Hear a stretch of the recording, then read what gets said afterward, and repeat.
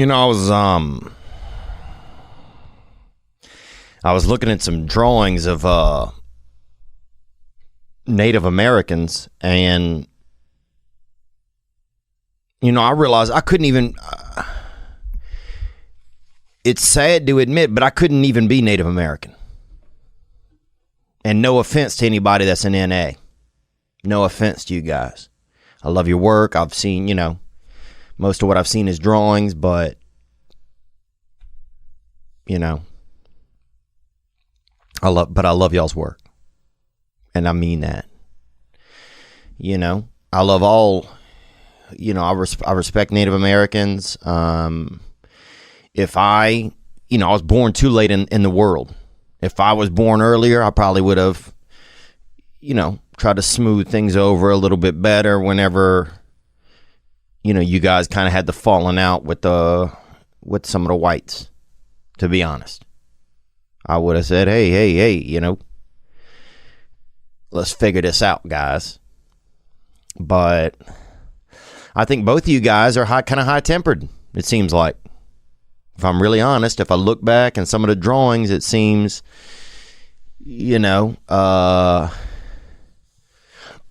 excuse me, a little belch or burp. I don't know which one is which. They're both disgusting. I feel like air is just kind of just raping my throat every time it happens.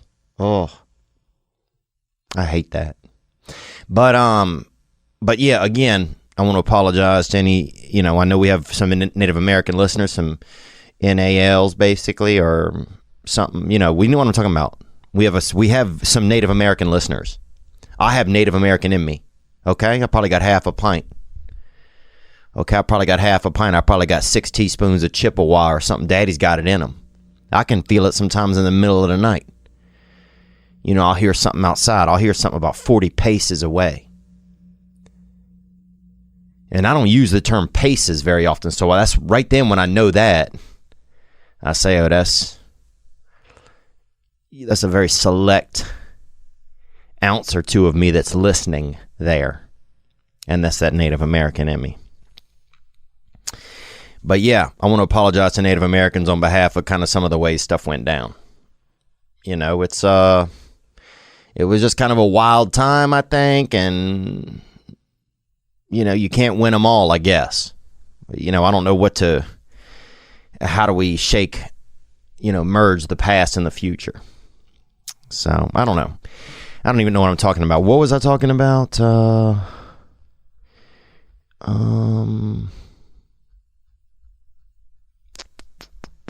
Shit. I don't even know, man. Oh my God, dude. What a week. What a weekend. My weekend was great. My weekend was tough. It was everything. It was an everything weekend. It was like one of those bagels that have everything on it. It just looks like your spice rack just took some bread and just did a damn gangbang on it.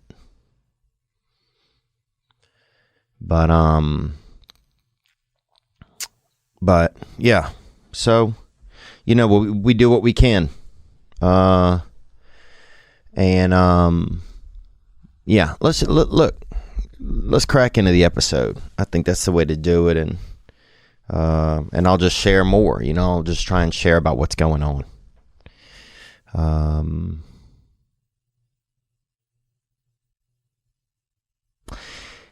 Yeah, I need help sometimes. I need some help. Sometimes I need some help.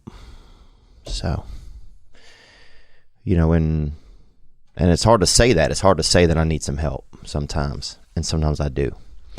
Let's get into this episode. Here we go.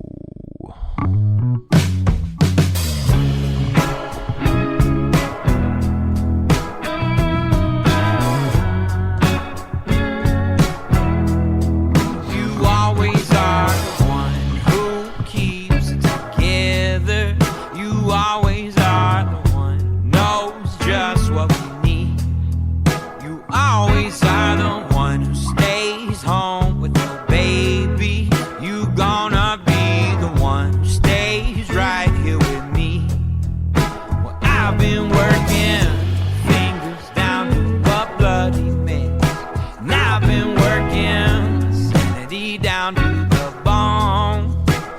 I've been working hard as I can to just find some time to get you all alone, so we can going out on the sea,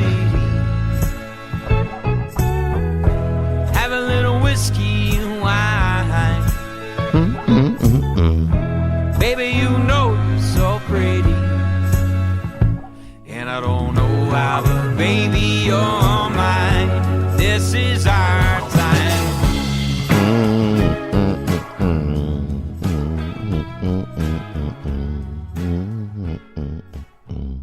This is our time. And that right there, that's Grady Spencer and The Work. And they're hitting you with that hot tune right there. They're upgrading your ear stems right there with that hot tune. Grady Spencer and The Work. Our Time is that song. That listening piece.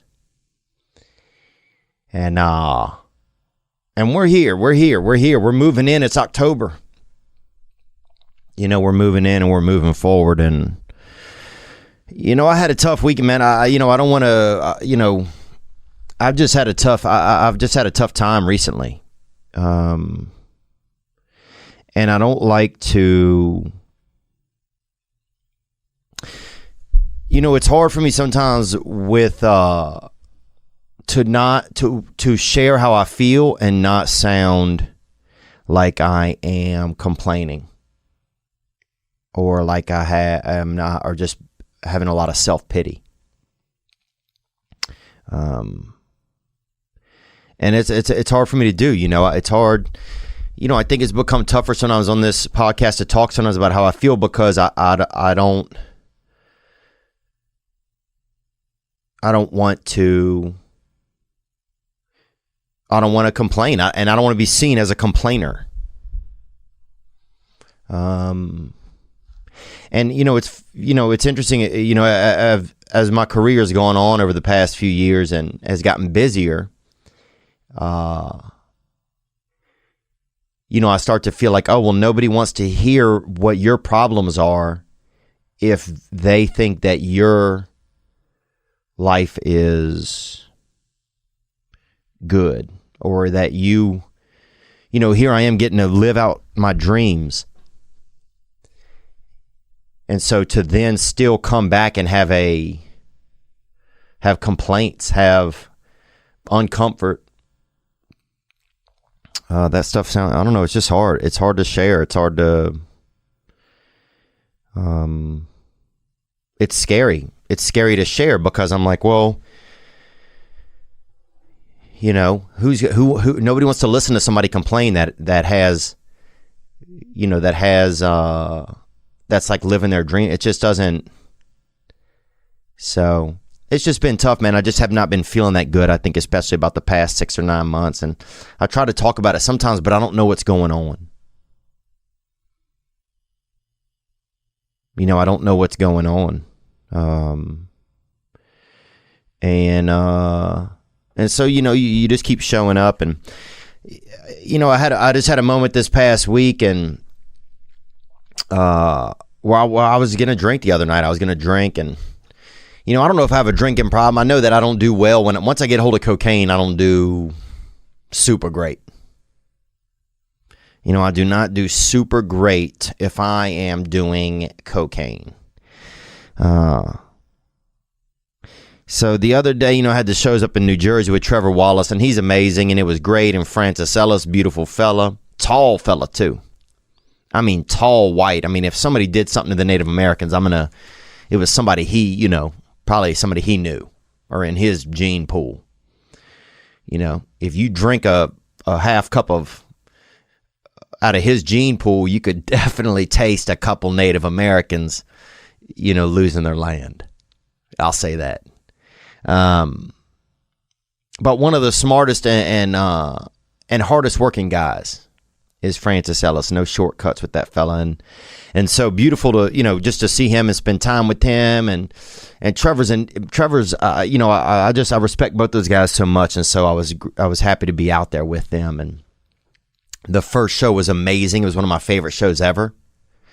out there in New Jersey, in the state of New Jersey, up there in northeastern America. And then the second show was, it was good. It was all over the place, kind of. You ever look for something, you just can't find it? It was kind of like that a little. And that's my perception as well.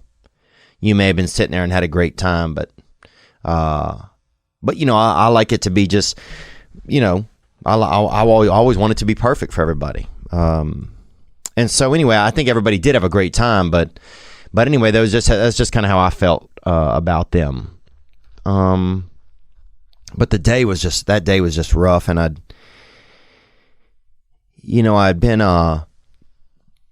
went to the airport in the morning from Nashville, and I flew to the wrong airport in New York.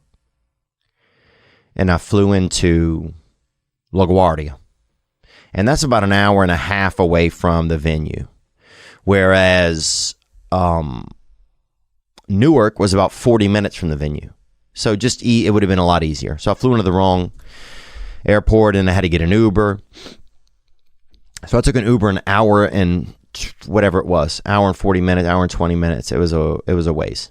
And I was just stressed out, man. You know, I just really, you know, I've been trying not to drink for a while. And I just kind of decided in my head, you know, man, I'm going to drink. I'm going to drink when I get to this hotel. I'm just going to have myself a damn drink. You know, and I don't think, and I've never been the kind of person to just drink and drink and drink. I don't like that. I don't like having to get up and go pee. So I don't want to have a bunch of drinks. You know, but the reason I don't drink is because I just get worried that then if I get approached with cocaine, you know, or that dust, that jack, then I'm going to be out there, son. I'll be out in your garden. You know, I'll be out there in your recycling bin with a couple of raccoons, baby. Doing dirty, baby, doing dirty works. So that's where my mind kind of goes. But I just decided, man, you know, I got a hotel room at this place called Oyster Point Hotel. Because the place is kind of, it's kind of shitty. And I like that. It's kind of nice, though. It's like shitty nice, you know? It's like that. Like, you ever been to a funeral, but they got like a thing of mints right by the coffin? Like a little snack bowl or whatever right by the coffin. Like a little, oh, yeah, you know, Keith is dead, but also, you know, have a mint. That kind of place. So it just had that kind of vibe. And anyway, I get there and I thought in my head, well, the whole time I'm riding there, I'm just furious. And the guy, the Uber driver, kept telling me he had asthma and about his journey with asthma. Dude, we got bigger fish to fry in the world right now than somebody having an asthma journey, bro. Maybe if you can't breathe well, maybe God don't want you round here. Have you thought about that, huh? Puff, puff. Maybe if you can't take a hit off the world correctly, maybe the Lord's looking for you. So anyway, an hour and a half of listening to, you know, Captain fucking Camp Puff talk about his 65 years, dude was 65 years of lung issues, and he had crosses hanging everywhere in the Uber. He had, I mean, there was a cross, there's a cross here. You know, at one point I reached behind my ear and I pulled out a cross. Like I don't know if this guy lives, if he had a vampire as an ex-wife. I don't know what's going on. But the Lord, I mean, I guess the Lord was with us. For sure. It was an Uber pool. Because there's no way there weren't a couple of straight up disciples in the trunk. So I'm riding with this dude, Captain Asthma, and he kept pulling. Oh, this was the worst part. And I'm just thinking, oh God. and I made it up to black belt. Oh God. I was in Taekwondo for many years as a teen. Okay, well, good.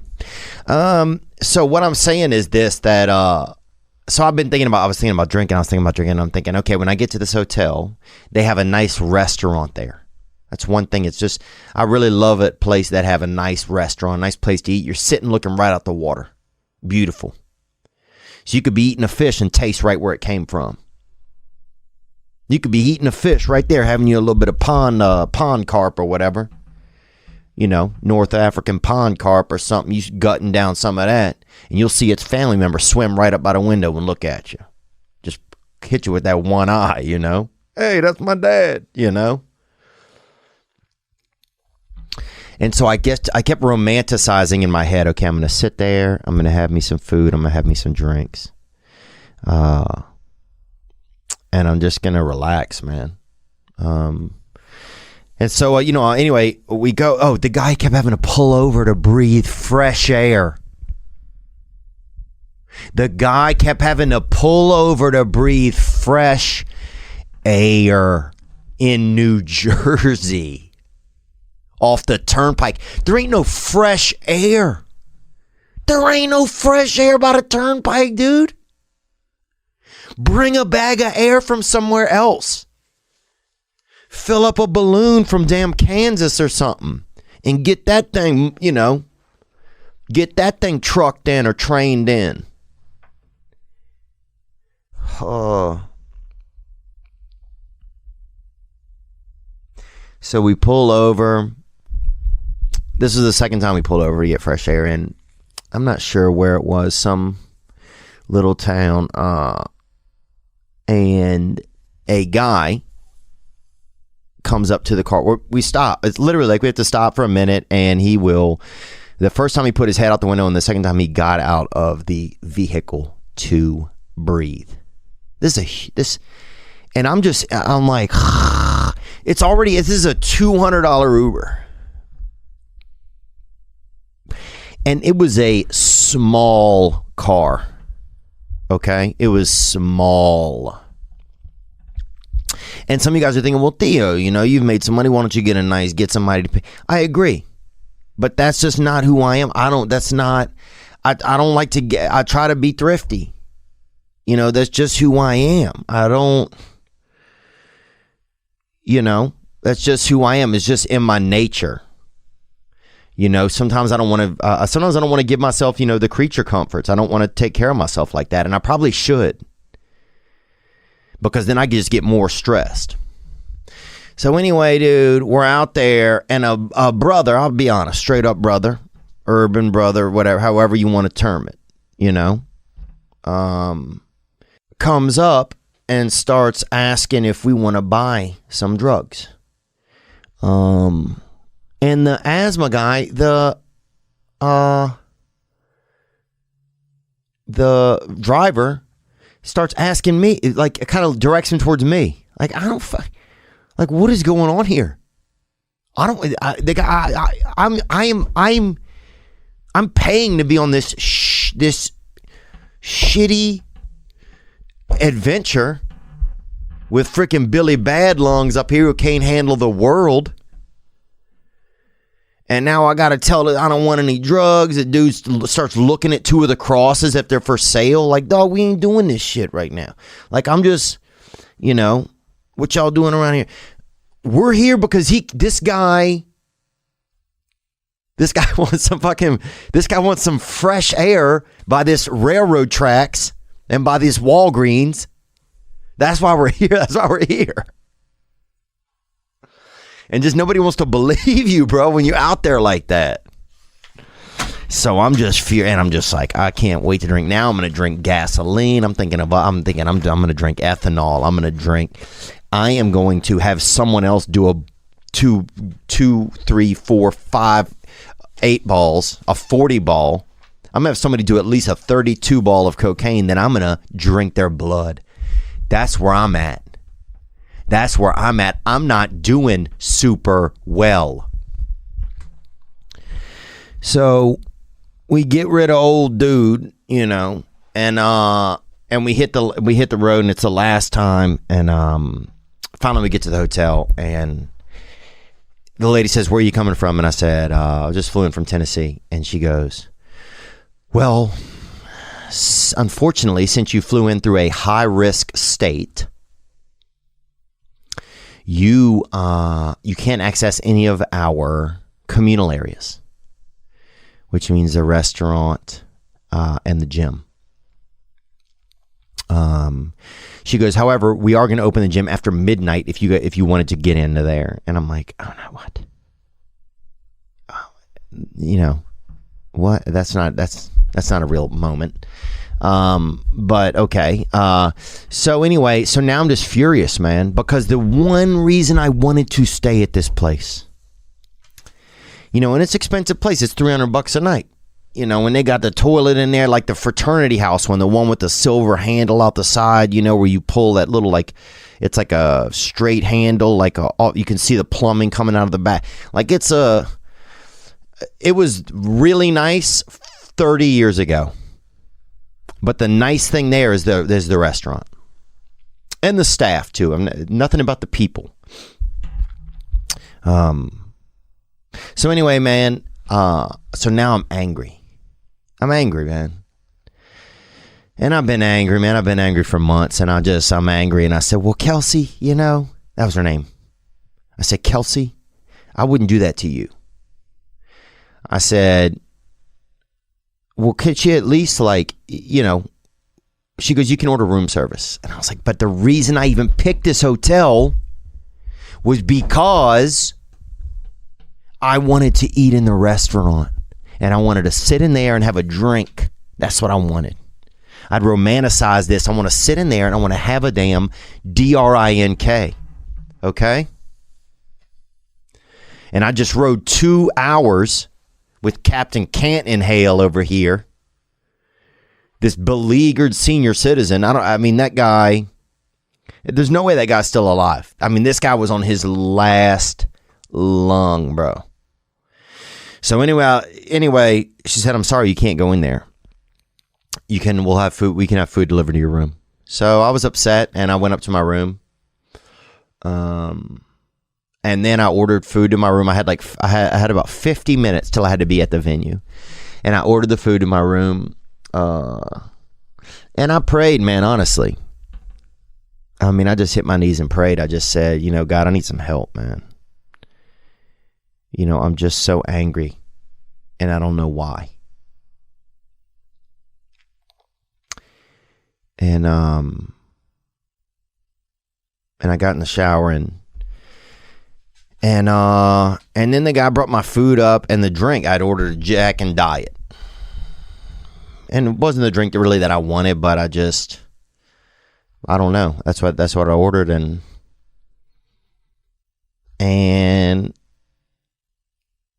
there was something about the fact that I had kind of romanticized the idea. I'm going to drink, but I'm going to drink down in this nice restaurant. It's going to be, this look. I'm going to be able to look out at the water. It's going to be cool. I'm going to have the fish. His family's going to swim by. It's going to be kind of like a part of The Godfather a little bit. It's going to be interesting. And instead, the fact that I couldn't have the drink there in that place, like once it got to my room, I just didn't want it. And so I said, well, if I'm still feeling bad later, I'll have it. And I ate my food and went to the shows. And that was that. So, I only tell that story just because, I'm trying not to drink. And sometimes it's really hard.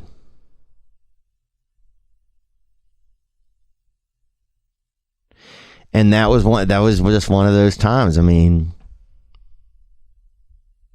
And I don't talk about it that much on here. I like to keep that kind of stuff sometimes separate because I don't want to have to every week report on how I'm doing with being sober or feel like I have to.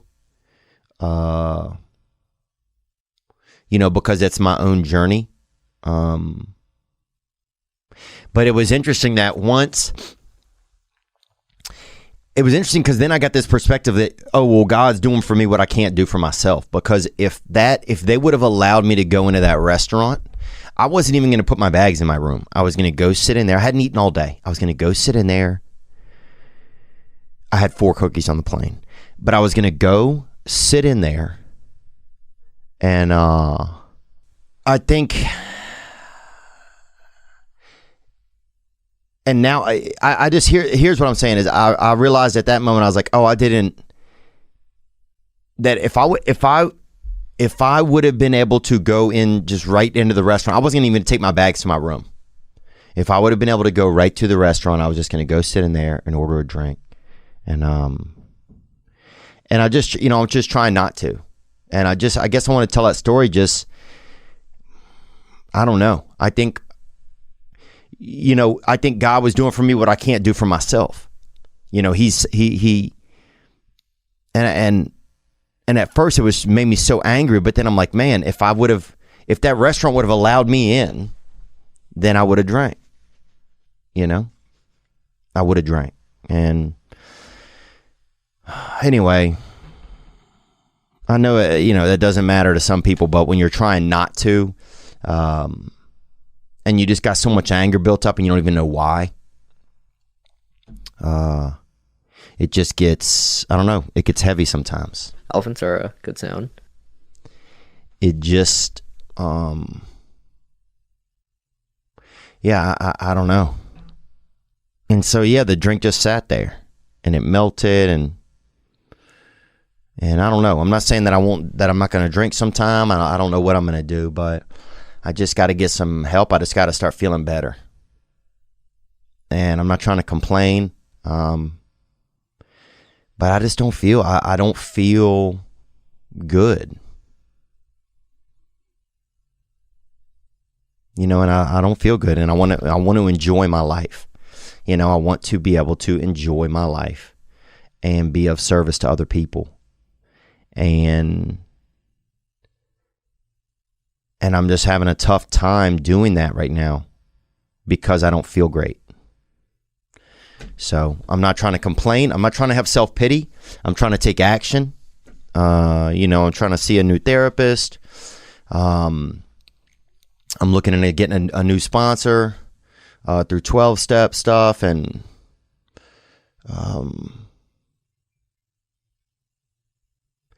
but yeah, I don't know. I just wanted to kind of tell some of that story. And then I want to let you guys know that it has been reported that Americans are overpaying on car insurance by over $21 billion. Can you believe that? I'm not shocked, actually. Car insurance is expensive, and it's expensive, dude. I've been in maybe 4 or 5 wrecks, and mine is like $200 a month, dude. Insane. That's crazy. I'd rather just keep that money. No, I shouldn't. No, never mind. That doesn't make any sense. But anyway, when you're searching for a better deal, it can take hours and typically results in a barrage of unwanted spam calls. That's the worst. You fill out a form, and next thing you know, you're getting 1,000 calls and people hitting you up. Until now, thezebra.com. The Zebra is the nation's leading car insurance comparison site because it's the only place you can compare quotes side by side from over 100 providers and choose the best for you in 90 seconds or less. Who doesn't want that? Name 40 people that don't want that. You just answer a few questions on a simple, fast form, and they'll find you the best rates and coverage in your state. TechCrunch calls the Zebra Kayak for auto insurance. The best part is that it's completely free. You can save up to $670 a year using thezebra.com. So, to find out how much you can save on car insurance and home insurance, go today and start saving at thezebra.com/THEO. That's thezebra.com/THEO. Spelled THEZEBRA.com/Theo. So go find out. Go find out how much you can save. Get back out on the road and have the best coverage you can for the best price on auto and home insurance. thezebra.com/Theo. Support the podcast. I'll also let you know that today's episode is brought to you by BetterHelp. BetterHelp will assess your needs and match you with your own licensed professional therapist. And it's probably something I need right now. you know, it probably wouldn't even be a bad idea for me to use BetterHelp. And maybe I will. Maybe I will. I'm actually going to try an appointment with a therapist that I've had before. And then looking to, if that's not what I'm feeling, then maybe looking to getting a new one. But I just have to take action. That's what I have to do. And I'm not ashamed to admit it, man. I want to enjoy my life.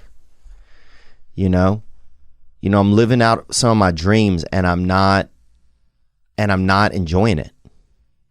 And I'm just not enjoying me. I'm not enjoying being human. And I think that there's more out there for me. So BetterHelp will assess your needs and match you with your own licensed professional therapist. You can start communicating in under 24 hours. Now, it's not a crisis line, okay? It's self-help. Now, it's not a crisis line, okay? It's not self-help. It's professional counseling done securely online. If you're living in an area where the counselor maybe also does the snow cones, so you go over there and you say, hey, let me get a medium grape, and also, I've been jerking off, and I before work, and they're like, well, maybe they don't, they say, well, you just need the small grape, then you have a little too much grape in you. But that's the thing, you don't know if it's a small town. That might be the scenario, but that's why they got better options. You can log in your account anytime and send a message to your counselor. The service is available online for clients worldwide. You'll get timely and thoughtful responses. Plus, you can schedule weekly video or phone sessions, so you won't ever have to sit in an uncomfortable waiting room as you do with traditional therapy. Elephants are a good sound. BetterHelp is committed to facilitating great therapeutic matches, and they want you to start living a happier life today. Visit betterhelp.com/Theo. That's BETTERHELP, and join the over 500,000 people taking charge of their mental health with the help of an experienced professional. Special offer for TPW listeners: get 10% off with your first month at betterhelp.com/Theo. That's betterhelp.com/Theo. Yeah, a good intro song there by Grady Spencer and The Work from their album Celebrate. And that song is called Our Time. But yeah, I just haven't been feeling good. I just have been feeling a lot of stress, and I don't know. And I've just been feeling angry. And I almost, I almost don't want to say that. I almost don't, I don't, because I'm scared, I guess. I'm scared of what people are going to think. I'm scared of what you're going to think.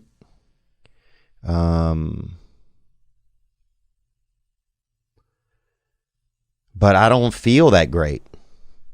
And I don't feel that great enough of the time where it's a, it's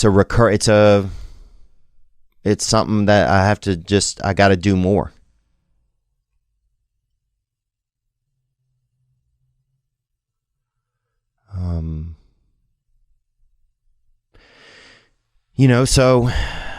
So I'm going to try. I mean, I did some things today. I went for a run in the middle of the day. I didn't want to, but I did it. I'm getting my blood work done, just check to make sure that everything's okay inside of me, to make sure, just staying on top of that. I'm going to go to an AA meeting later today, and just, I spoke to some of my, 12-step friends on the phone, and I think some of it is just too much of me. A lot of my life has, I think something that will help me is doing stuff for other people. So I need to try and lean into that a little bit more. But I'm just tired. I feel every day like I'm fighting something, and I don't know what it is.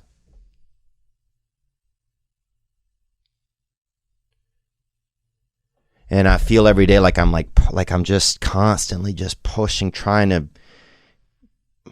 I don't even know what I'm pushing or what I'm pushing against. I'm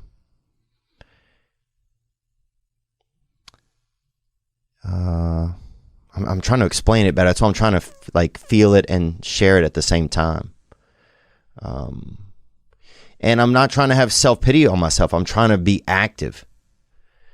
You know, I used to get bummed out for years, and I would just lay in bed, man, be sad, and sleep definitely helps.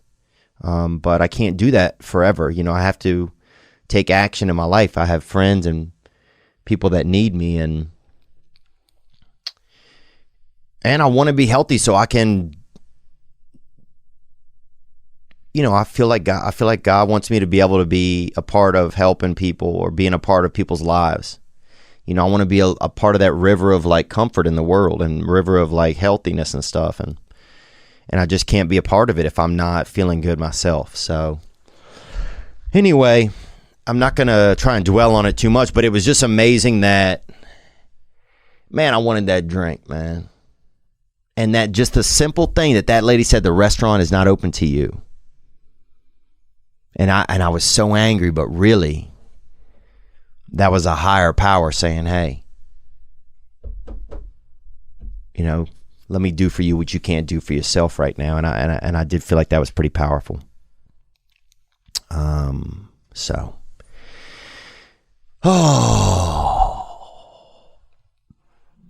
but yeah, I talked a little bit. Here, let's get in. Here, let's take a call or two. Here we go. Let me shut up. I just feel sometimes on this podcast, even I feel so bad just talking all the time because it's always me, you know. It's always me. Hey Theo, this is Johnny from New Jersey. What's up, Johnny from Jersey, baby? And no relation to Jersey Mike's over there. And they got the sweaty meat. They got the meat that seemed glossy on the outside. Like somebody, you know, parked a 84 Chevrolet over the meat for half an hour and left it running. And now it's got that slick look on it, gang. Just left your show. It was a great time. I think you're doing good making people laugh during these hard, rough times. I just want to say keep it up, and we all support you here. We had a blast over there. We were crying laughing. And we'll always support you, brother. So gang. Gang, man. Thank you, dude. That was real timely, and I appreciate it, man. Yeah, I think sometimes I just put all this pressure maybe on myself. I don't know. Like if I don't do something right the right way that people aren't going to care anymore. And so then it makes me kind of, I think, afraid to like do anything. You know, if I'm not the right amount of funny or the right amount of serious or I just, you know, I put this impossible, and I don't even know if I do it consciously. That's the thing. It's not like choices I'm making. It's like,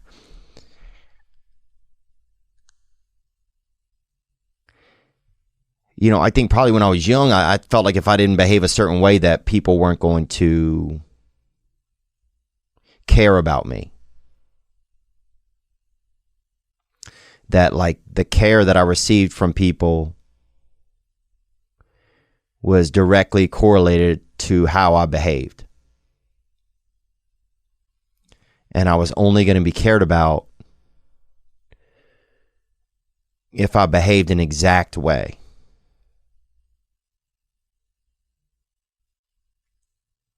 And I could never figure out what that way was.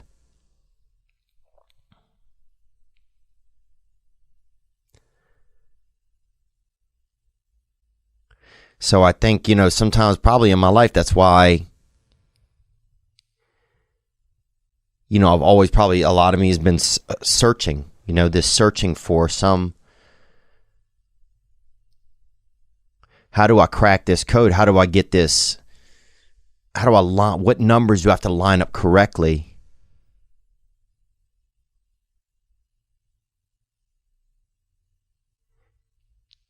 to get the care that I need, you know?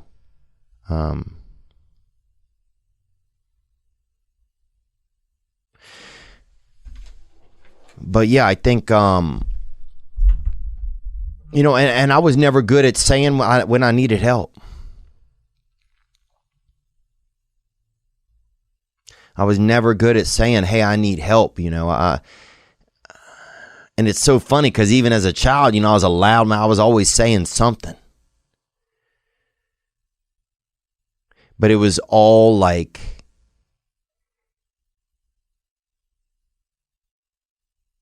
it was all just hot air, man.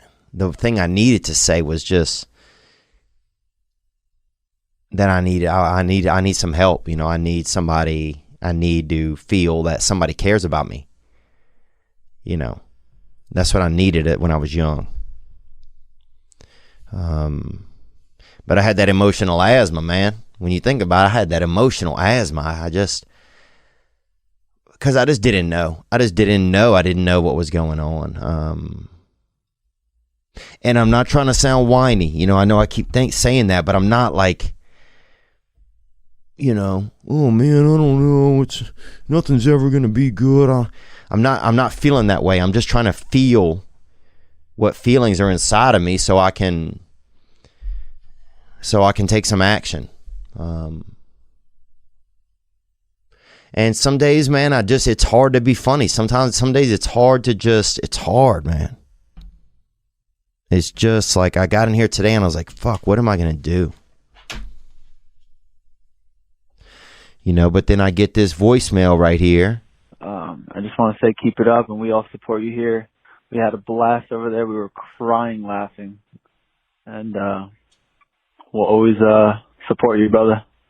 So gang. And that changes the script in me, because then I hear, oh, we'll always support you. We'll always support you. And it's just something, I think it's something that you got to tell your kids when they're young, is that, just that you love them no matter what they're doing, no matter what. Like, no matter what. Because I always felt like every next step of my comfort was dependent upon how I was behaving at that second, at that moment.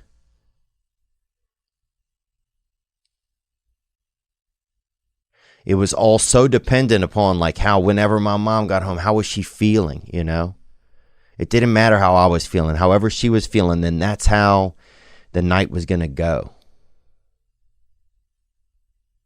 There just wasn't room for my feelings. And so a lot of times I think when I was young, I just didn't have them. And so then that's why I have more of them now sometimes, because I think, feelings they're patient. They're real patient, but at some point they trying to leave the bus station. So I think some of them, I have them later on and I have them now. And, yeah, I don't know. I'm just trying to think out loud, and, because a lot of people have said to me over the years that, Theo, I like when you share what's going on with you, because sometimes you say stuff that I can feel, and you guys do it to me, like this guy right here. Hard, rough times. I just want to say keep it up, and we all support you here. We had a blast over there. We were crying laughing, and we'll always support you, brother. So gang. Yes, it's just, we got a good group of support here, and I think it's cool, man. But thank you again for the nice message, man. I really, and I don't know why, this episode, just whatever it is, man. I'm tired. I'm just fucking tired. I'm tired of having to sometimes not just be able to be how I want to be. And I know that you guys didn't make it that way. I know that sometimes I've made it that way in my own head. I know that sometimes just the past, life, this work got busier the past year and a half. I was sitting yesterday talking to somebody and telling them that I went to a tour in Europe, and man, I hardly have any recollection of it. It gets, I hardly have any, things were just fast, just a lot. And it's a blessing. That's not what I'm saying. I'm just saying that that for a guy like me that feels a lot of stuff, it's a lot. It's a lot sometimes. But the best part, man, I will say the best part, it was such a gift, man. When I showed up over to the show, I didn't drink. I felt so good about myself. I said, man, I don't know how you did it. You know, and I called a friend when I was in the car, and I even told him on the way there, I said, hey, man, if this Uber driver gets back in the car soon, or if he doesn't, I don't know, but I'm drinking, you know. And he sent me a link to some video, and it was I don't even know. Some damn baseball thing. I don't know. It was the worst thing ever, but just the fact that I broke up the thought in my head, it just kind of weakened that power. And then I got to the place and they said, oh, you can't go in a nice restaurant. You got to eat up in your room by the fraternity toilet. I said, damn. I mean, even this place was old, bro. They had old shows on television. Like, what the fuck, dog? Dude, I turned on Golden Girls. All of them were still alive on the show. That's how this thing was old. There was a George Bush Senior advertise, like vote for George Bush Senior. One of the commercials, like this, everything in there was old. It was, and I was angry. But that place has an amazing restaurant. And I got up to my room, and here was the crazy part. That my room wasn't even facing like the water. It was just facing like the parking lot. And I'm like, if this, good thing it's only 4 stories. I'd jump out the damn window right now. Good thing it's only 4 stories, and that's concrete. I could handle that. It was not concrete. It was asphalt. I could live off 4 stories in asphalt. I'll live. You can ask any gypsy that. I'll live there, dude. Kush, girl. But if I go 4 stories on the concrete, I'm probably not gonna. I'm not surviving. Oh, shout out to the dude too that came out to the late show in the wheelchair, man, and he had enabled legs. His legs was enabled by a dirt bike. A dirt bike had just did him dirty, and man, he had such a great attitude, man. He had such a great attitude, man. I almost wanted to just cut off one of my damn legs and give it to him. And then me and him could just 3-legged race around the world together. No homo, bro. You feel me, dog? You stay on your side of the leg. I'll stay on my side of the leg at night. But anyway. Well, I guess you couldn't do that. I guess if you gave, somebody a leg, but then, I don't know how that, but anyway, no homo, dude. 100%, bro. But also, dude, but if somebody is gay, then also yes, homo. I don't want anybody to think that I'm not, being cool to gay people or anything. So no homo and yes, homo, dog. Gang shit. What else? Here's someone else that came out to the show. Let's take a couple more show calls. Hey, what's up, Theo? This is Steve. Coming at you currently from the highway leading into Virginia. What's up, Steve? Out there on the road, baby. And I've driven out on the road, and I like to get me a little bit of caramel corn when I'm out there driving or riding, brother. Onward. Originally from Long Branch, New Jersey. You're actually just about 5 minutes from my hometown over there in Blue Grotto. Oh, yeah, we was out there by the dog track.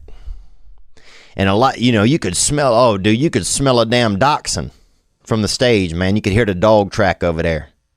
People betting on a dog and losing there's nothing sadder than somebody gambling on a damn dog track. Because the information, at least if it's a horse, you can get some information. You can get a little bit of intel on them.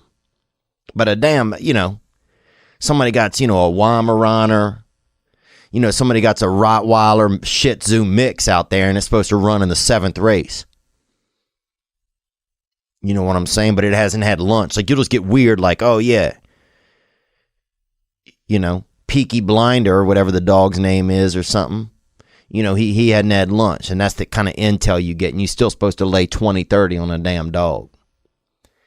I took a date out to the dog track over there in Tucson, Arizona one time out there, and she hated me. That lady hated me. She was an older lady, and I thought, well, what does an older lady want to do? Probably something, advanced, So I thought gambling, and I took her out there and bet on the dog. Bet $6 on this dog, $9 on that one, trying to show out a little. And I bet 9. And both them bitches lost, and then that bitch left. So, you got to take women where they care to good stuff. But anyway, sorry, I making this about me. Onward, Steve. Dad, I missed the show. Couldn't go. I've been trying to see you for a couple years now, but I'm in the Marine Corps, so duty calls, can't be around. But man, I bet you probably had a great show.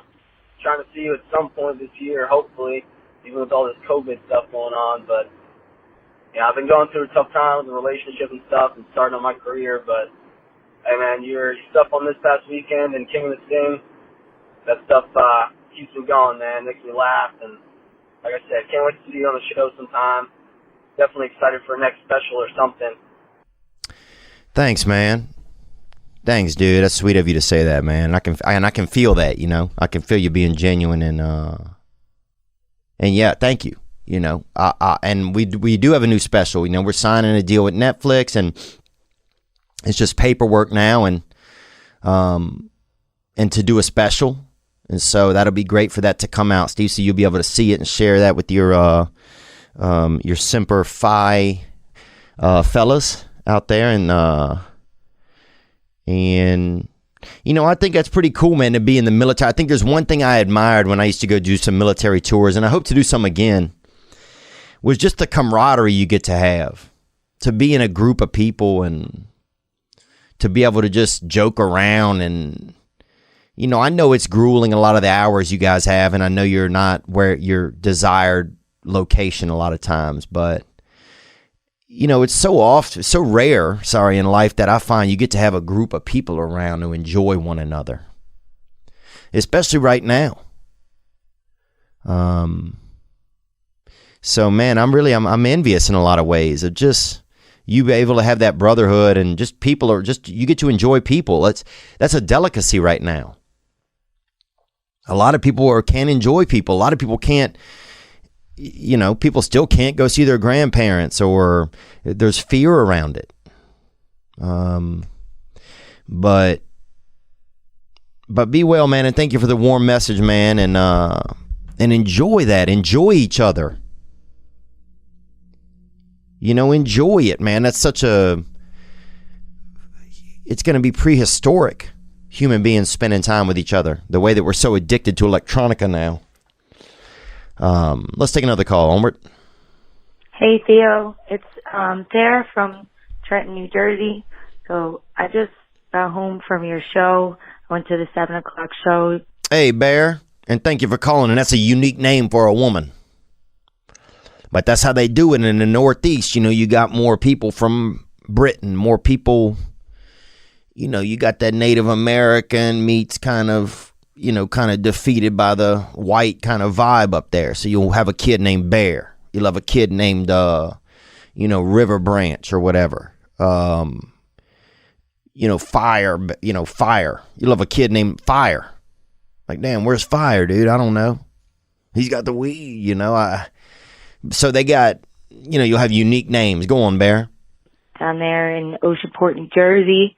And, man, it was a great, great, great time, and I really needed it because I just been going through a really patch where I went through a breakup and I went through drinking way too much, and now I'm sober and I'm on antidepressants. But besides that, it was great, except there was this bitch, and she just kept screaming for no reason. And then the last 15 minutes of your set, she just talked shit about how she was on your podcast before. Oh, I was on his podcast before. And everyone just wanted her to shut the fuck up. So, but besides that, you were great. And me and my friends, we had a great time. And I really appreciate it. And love you, man. Love you too. Thank you very much for that, for the nice message. And I think there was one lady up at the front that was too loud.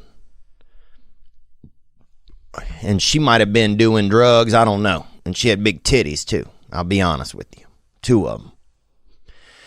And she had them big old titties. Man, it looked like each one of her titties had been drinking beer. It looked like each one of her titties could have been on a bowling team in the 90s. You know, she had the big old... She had them long branches, if you will, baby. And she was loud. I think a lot of times a titty will hold a lot of volume. You know, so sometimes if you see somebody with a big titted woman, they'll have earmuffs on or something. But yeah, next time I'll do a little bit better job. It's hard for me to gauge. Here's the hard thing to gauge from the stage. If somebody is a heckler or somebody is being obtuse. Are they enjoying themselves, or are they trying to be seen? That's the tough part.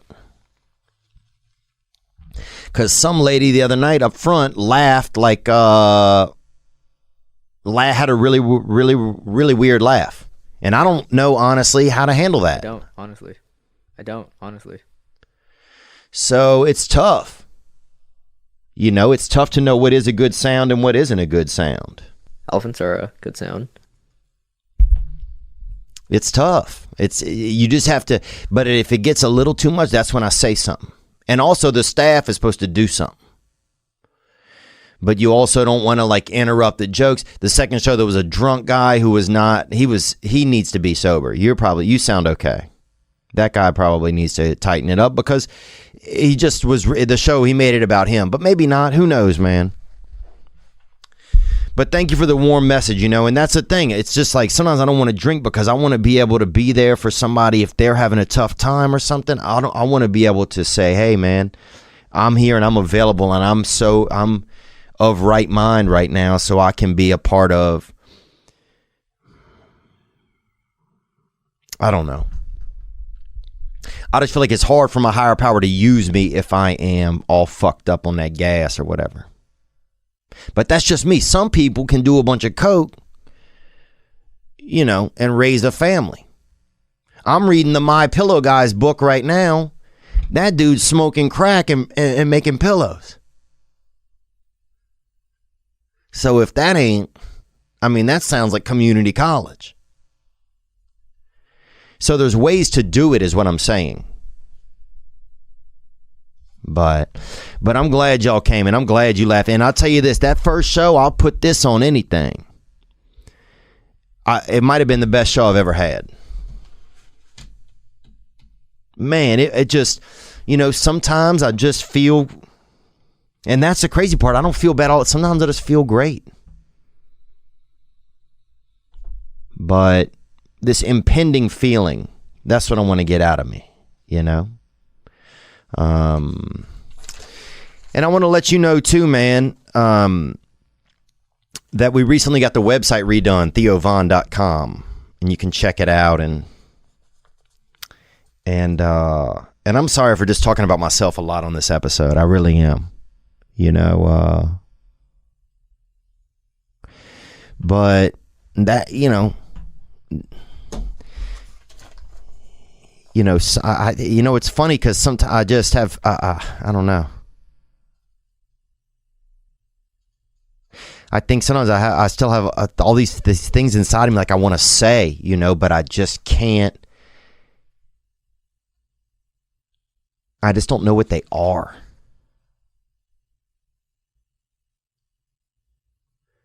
Like I have this feeling sometimes like there's like I want to say things in my throat and I just don't know what they are. And sometimes I think, man, well, you're just going to keep talking till you figure it out, you know? And it's not gay stuff either.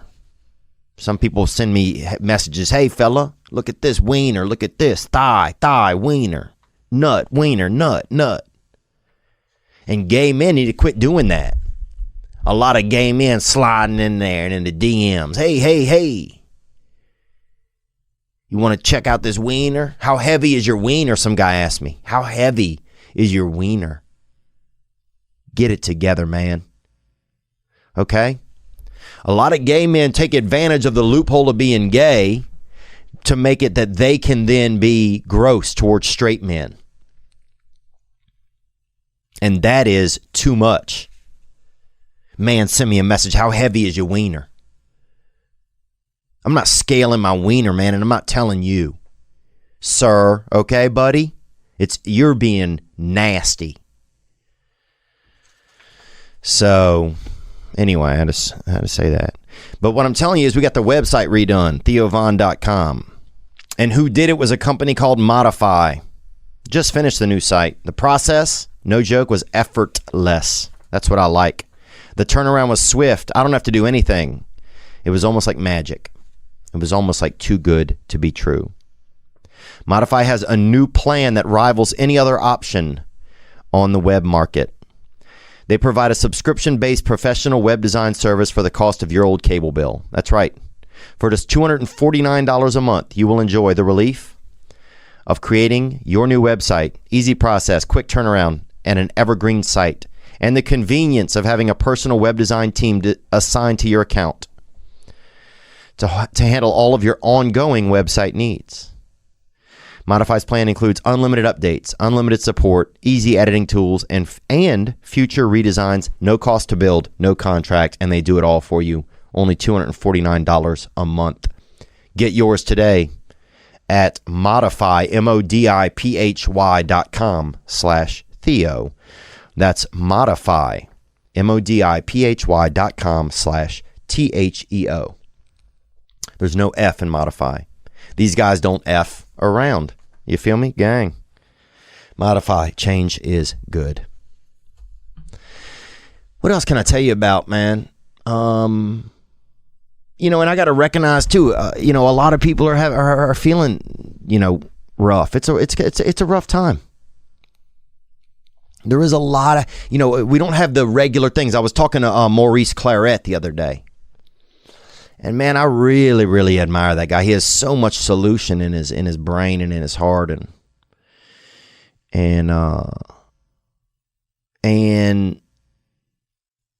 he was saying, one of the reasons people are all so antsy right now, he thinks because nobody has anything to do. There's no sports to watch. There's no outlet. The only teams that have been playing this whole time have been political. So everybody's getting on one or the other. So it's interesting. And I thought about that. People have become more fans of politics. We've become more it's become, without other sports and other things, politics has become the thing to be a fan of.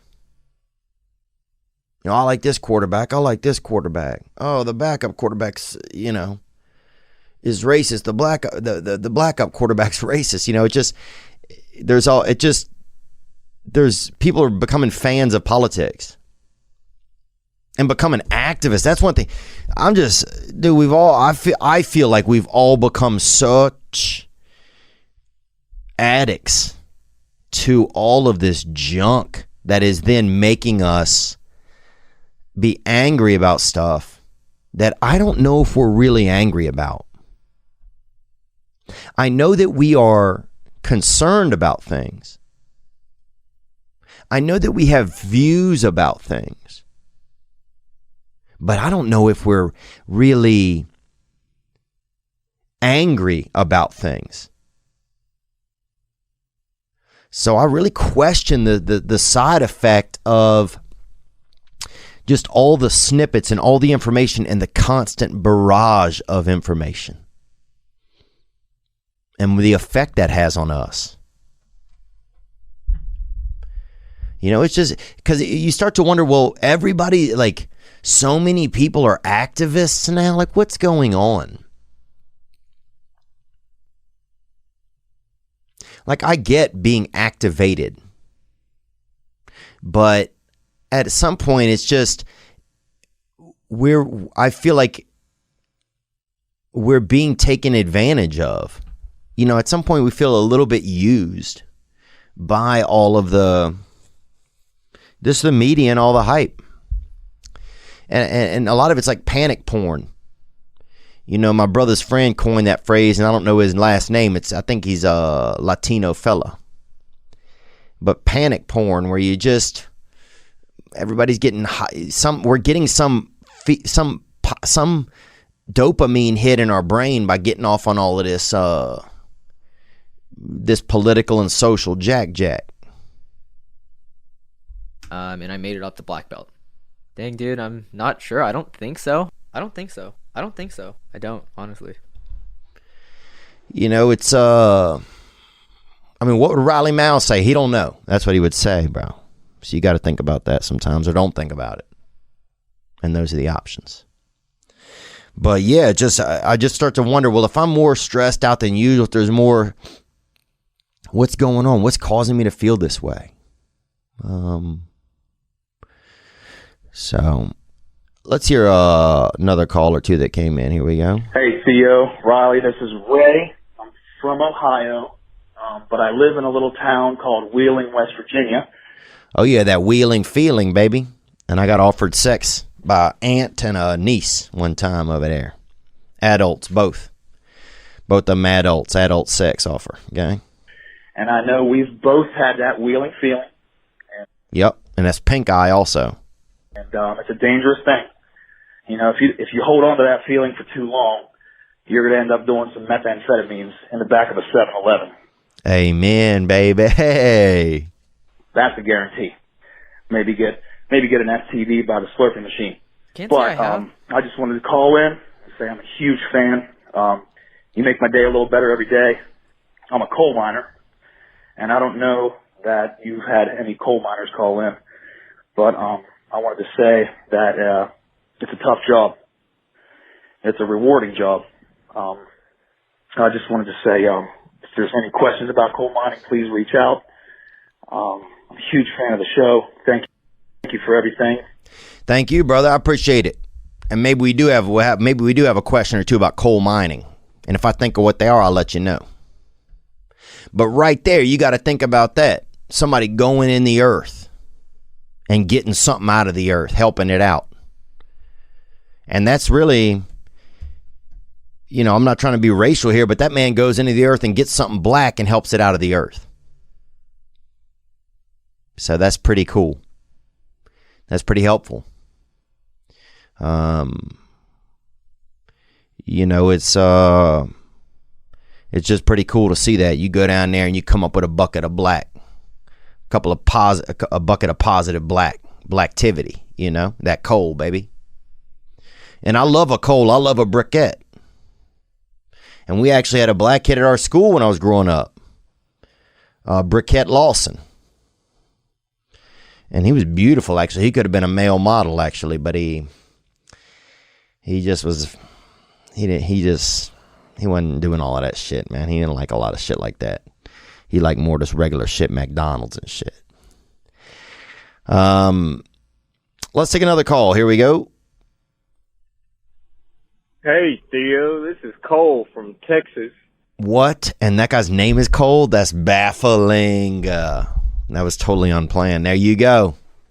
And right there, that's, you see that wicked web that's out there. Onward, brother. Thank you, Cole.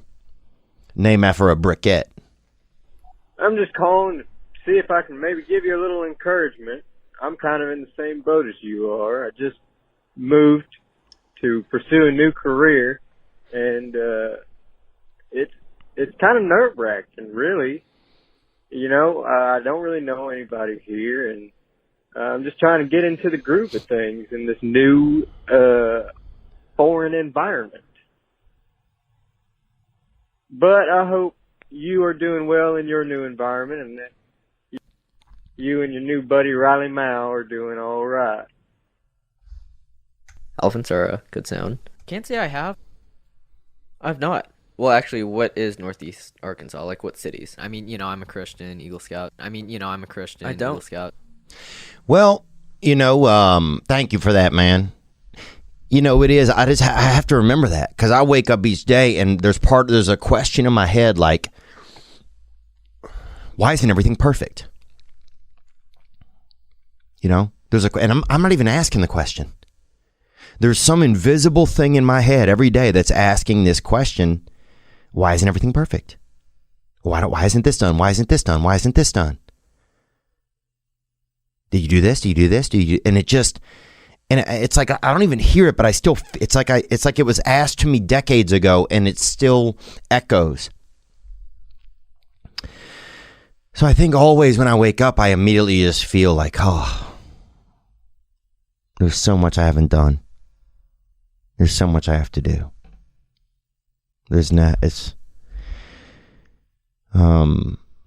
So I got to recognize, hey, that voice is not real.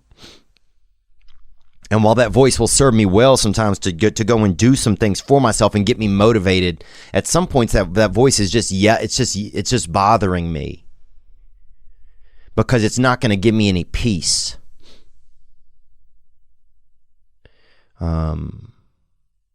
But man, I'm sorry that you're struggling with it, man. You know, some things I did do to stay busy. I joined the MMA gym. I now have 4 bruised ribs. Some guy named Alex or Alexis or something. I don't know what his name was. Oh my God, dude. This guy, he might have eaten 2 of my ribs, dude, when I wasn't looking. This guy did me up. So that is a lot of pain. I went and saw Tim Dillon perform 2 times. So that was really great.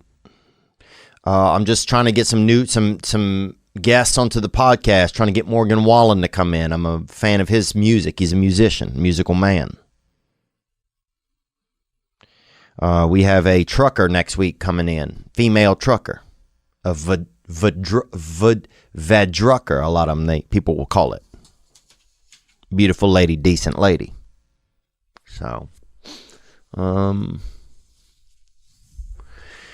yeah, so just thanks for thinking about me, man. And I'm thinking about you, brother, and I wish you well in that new environment. And just, yeah, it's so funny, man. It's like I can offer you suggestion, but it's like I can't hear it for myself. Isn't that so crazy? It's fascinating, man. This thing that we're part of.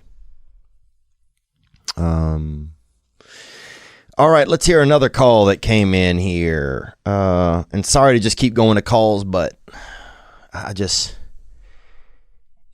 I want to get some of you. I'm just tired of listening to myself sometimes. Here we go. Hey, Theo. My name is Chance.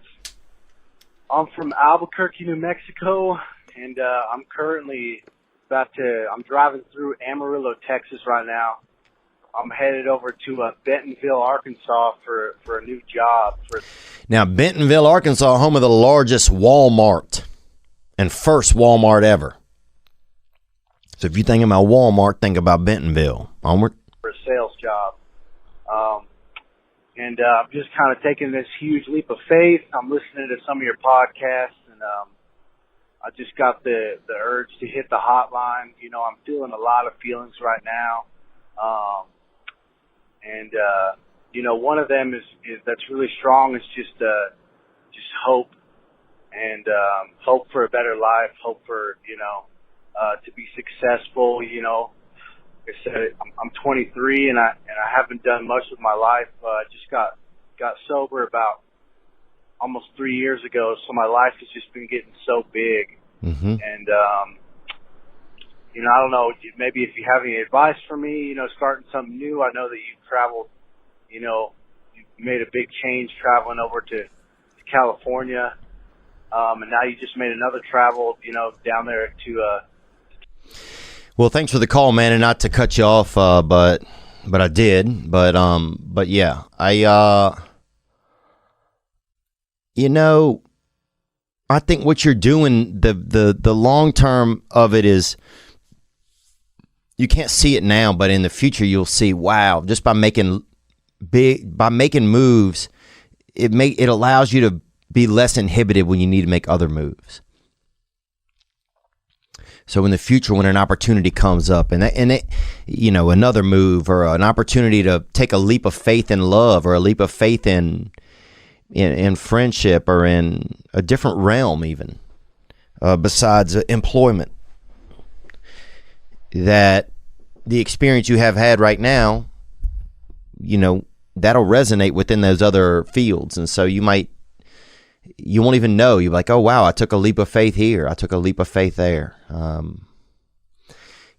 you can become a damn long jumper of faith if you leap enough, man. And that sounds like what you're doing. So 23, you're trying a new city, and that's a lot, man. And I need to be patient with myself. I get at home and it gets late, and the place is a mess and it's not even my place. I'm just renting it. And sometimes things just feel like heavy, man. And I just need to get some help. When I need help, if I need a therapist, if I need a house cleaner, if I need an assistant, I just have to I got to ask for what I need. I was talking to my brother today, and man, I never really ask for what I need. I never say, hey, this is what I need. I don't say it in relationships. I don't say it in friendships. I don't put down those, hey, look, this is what I need. Because I don't want to step on any toes. I don't want to. But it's funny, I just won't put any, hey, this is what I need.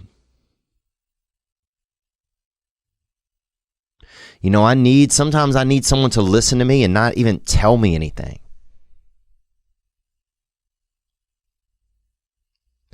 The other day I was talking to my brother and I was just telling him I've been having a tough time and just, and I'm lucky. My brother's worked in like youth therapy and stuff like that. And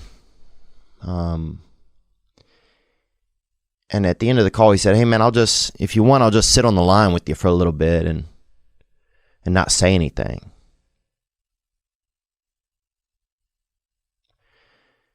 And at first I was like, nah, man, I'm all right, And when I said all right, I could feel something in my voice. Like I felt like I wasn't all right. And he said it again. He said, no, he said, look, I'm happy to just sit here.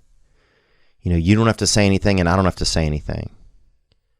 And I'll just be here with you. If you need, I can just be here with you. And man, I started bawling like literally uncontrollably, like a dragon flew out of my fucking soul. Because I think never in my life had anybody just said, hey, I'll be here with you.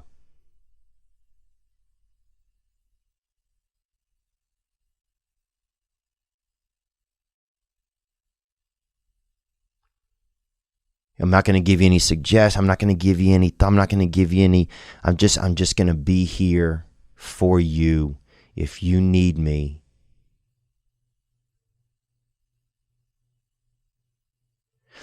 And it was powerful, man.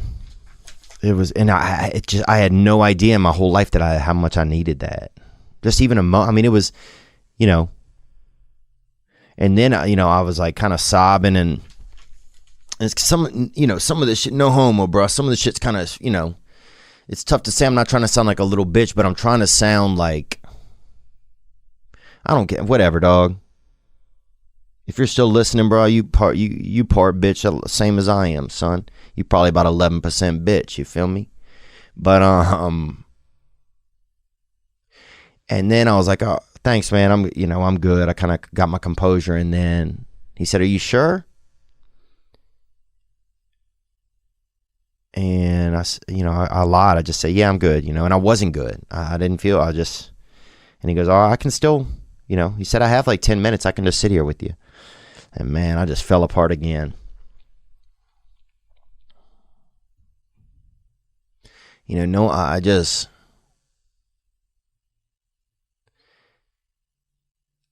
know. I think in just such a world of so much sound and so much constant. Just like for somebody to say that they had 10 minutes where they could just be there with me, man, it was real powerful. Because I think he was speaking to that kid in me, to that child, that young fellow who's just,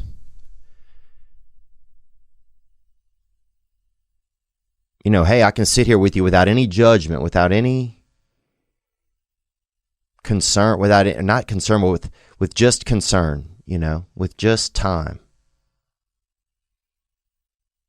I can sit here and you just know, the only thing you need to know is that I'm here for you.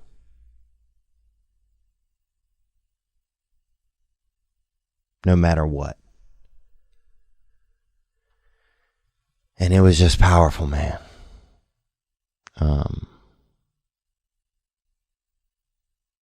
So the hotline, as always, is 985-664-9503. I'll be back in with Riley Mao maybe next week. We got that female trucker coming in. I'm excited about that. We're also looking for a, if you know somebody who is a unique death person, like a lifeguard, but at a funeral. You know what I'm talking about? Like a Margit? What is it? A margician? A margician? No. Margician. Somebody that, like, you know, hey, you know, here's the body. You know, that guy. Like Howie Mandel, but for like death. Mortician. If you know somebody of a mortician, do you? No, not at all. If you know somebody that is a decent or a unique mortician, we would like to speak with them. You can email us, I think, through the website, or hit up the real Nick Davis, and you can let him know. Preferably around Nashville or Los Angeles, or within a flight distance, you know, somewhere close. But all right, one last call that came in. Here we go. Hi, Theo. I just finished eating a McDonald's breakfast griddle bacon sandwich. Oh, dang. So you living high on the hog today, literally. Onward, little mama. And I really liked them. I started eating them after I heard a show on Howard Stern. And now it's one of my favorite things to get at McDonald's. Unfortunately, we can't get it after 10:30 a.m. So my next favorite thing at McDonald's is the fillet of fish. But I always want lettuce and onion on that sandwich. So my question is, what's your favorite fast food spot? Well, look, ma'am, I love you. Hey, I'm going to tell you that straight up. And I'm here for you. And I won't say anything, but I do have to, I can't handle, if you can't eat a damn fillet of fish at a McDonald's. You can't eat a fillet of fish at a McDonald's, mama. That ain't even fish in there. You know, that's trans oyster or something they're using, or, you know, they're not using fish meat. That ain't damn fish meat.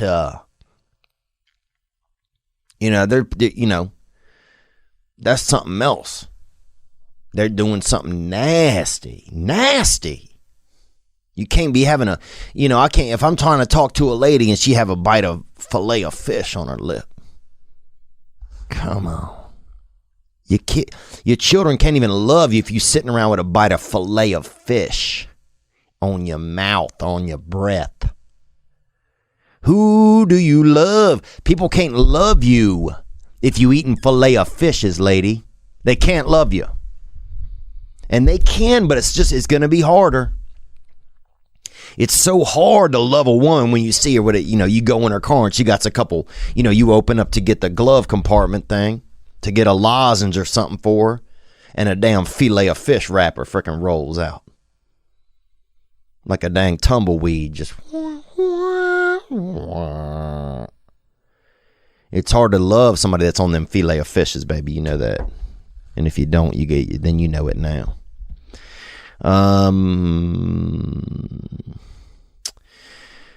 Okay, I think we got it. We had some calls that came in about Riley Mao, but we'll get to him next week.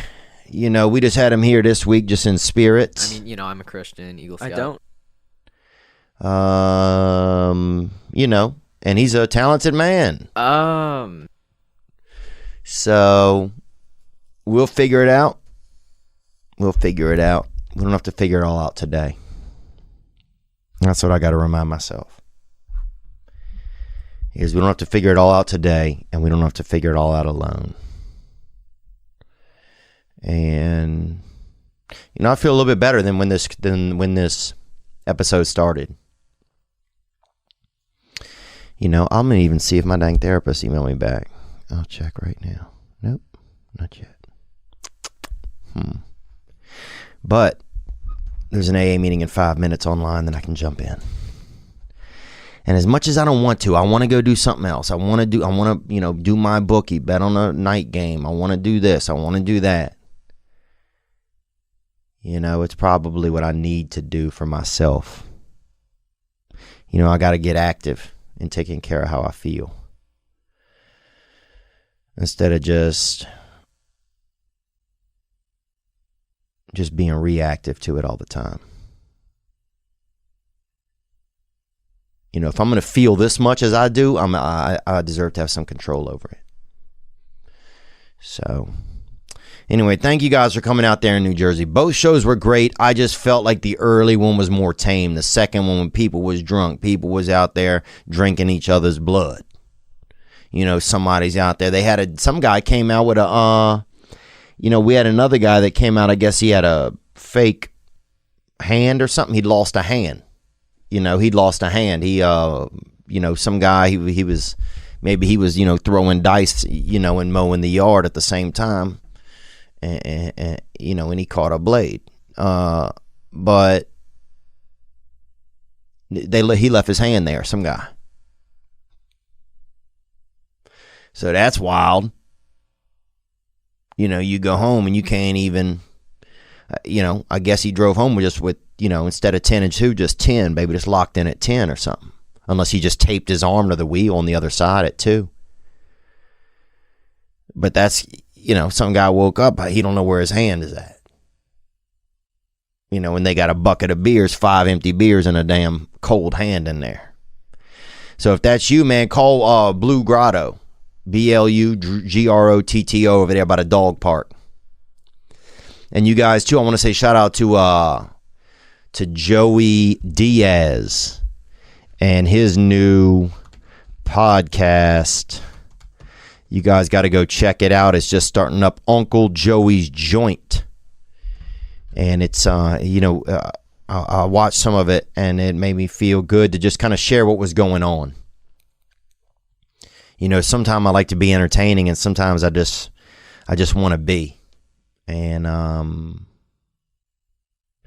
know you guys don't, I just, it gets in my head as to what's going on, but you guys have always been there for me, man. And I just appreciate it, and I love you.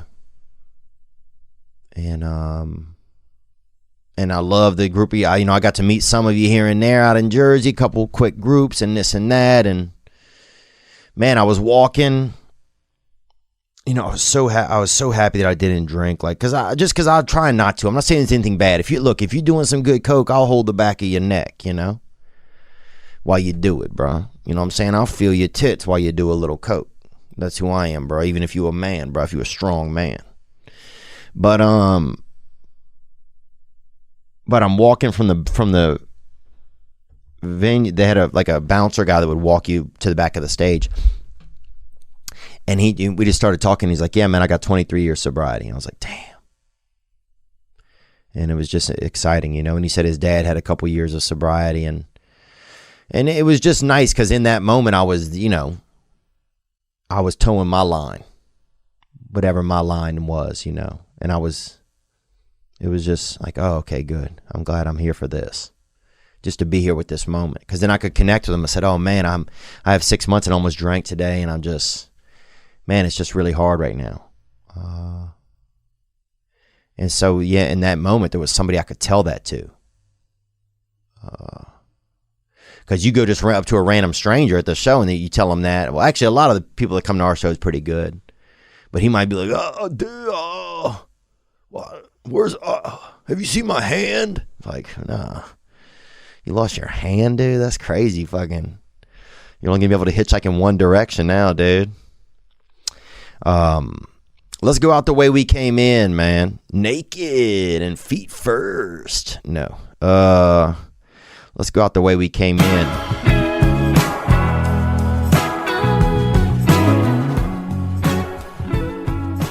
This is Spencer. Sorry.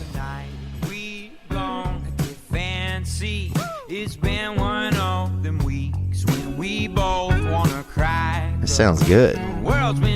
and down like the head of a hammer.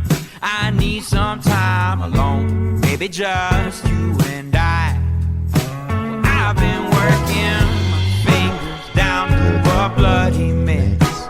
I've been working my sanity down to the bone. Well, I've been working hard as I can to just find some time to get you all alone, so we going out on the city. Have a little whiskey and wine. Baby, you know you're so pretty, and I don't know how, but baby, you're mine. This is our time. My baby, my you're my lover too.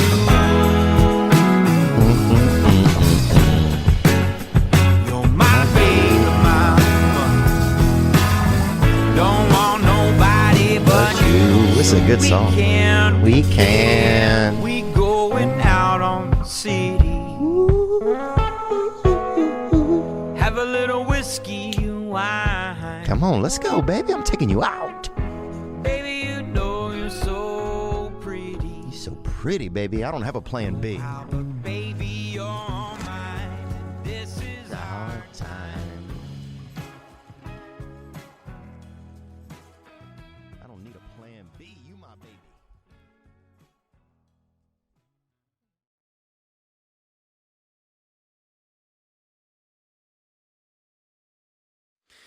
All right. If it is, baby. That's what they say sometimes. You know, I used to go to the water park by my house growing up. And it wasn't real close to us, but it was, you know, close enough. You couldn't go barefoot over there. You had to put on shoes. That's how far away it was. And we go to the water park, and it wasn't much of a place. You know, the biggest attractions out there, they had a water slide, and they had allegedly they had the coldest root beer in the area. So you'd go in there and people would be like, "It ain't that cold, I can handle it," you know. People drive down from the north, you know, from Canada and Saskatchewan, you know, Michigan. They drive down, "I can handle it, I can handle it." And they drive down there, and I remember you'd go in the general store over there at that water park. It's called Land O' Pines. And you'd go in the general store there, and man, it was, when you even opened the door to that general store, it was frosty in there. You'd see the Polar Express go by in the distance. All aboard, Wilson. And you'd get in there, and you'd be barefoot because you'd just come from the water slide in the pool. And you'd be barefoot rocking around in there, and it's so cold. I remember as a child trying to get back close to the cooler where that root beer was. And I remember hugging it. You'd hug anybody who was in here. "Help me." I remember there was an old woman by the baked beans one time, and I just got right up in between her legs for a minute. I just trying to get to that root beer. And you'd get back near the thing, and you'd have two or three of us kids pulling on that root beer on the cage it was in. It was in like a big cage, big glass cage, a big aquarium. You know, because it was so powerful and so cold. And you'd have to pull on that door and get your little buddy, "Help me. Terrence, help. Help, Terrence." And little Daniel will be over there on the other. He'd be pushing against the damn door. He thought he was helping. And he's over there just, you know, he's leaning on that bat like, "Dang, come on, man." And finally you get it open. You get that door open. Santa come walking out that bitch. I mean, it had been, it was cold in there. Santa come out. You'd have a damn, a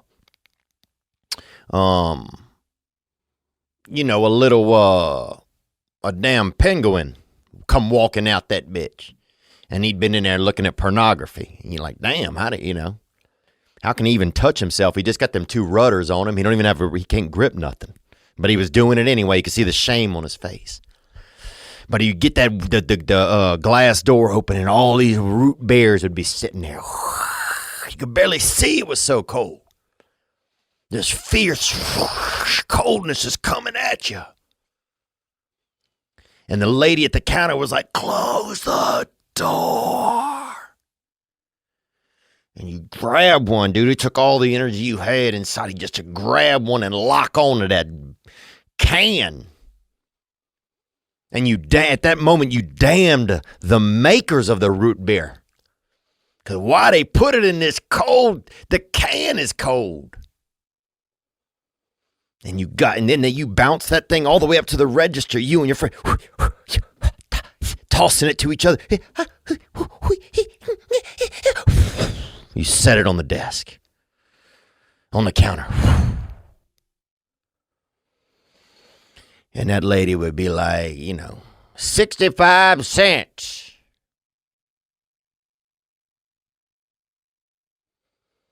And mom had given you a little bit of money. And you put your money up there and you'd get it. And you'd walk out of there, man, and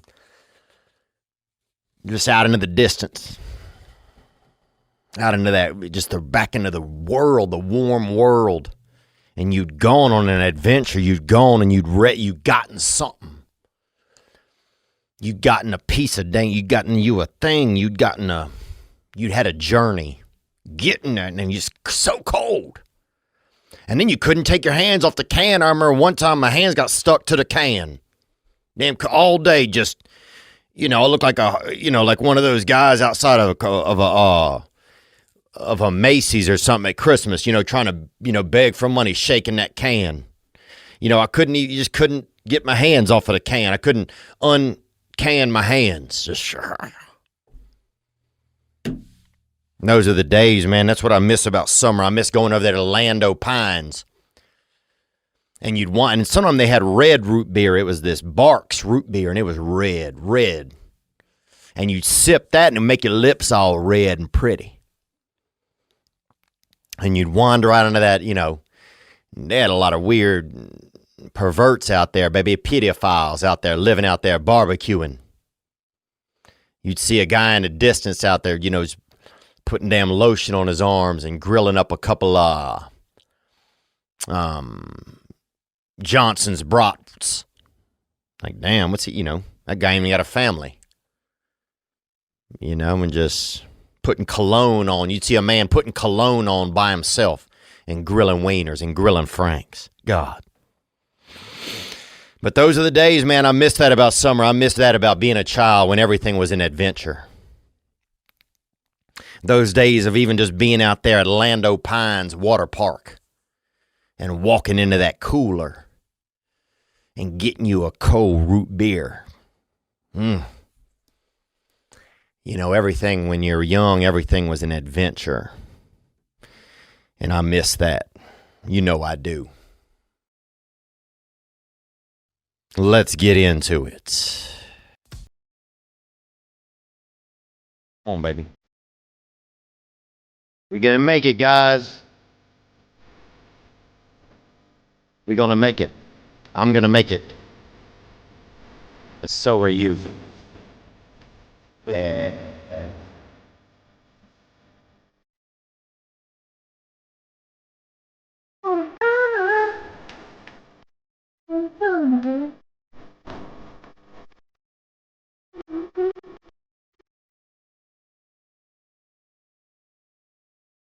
$89 volt.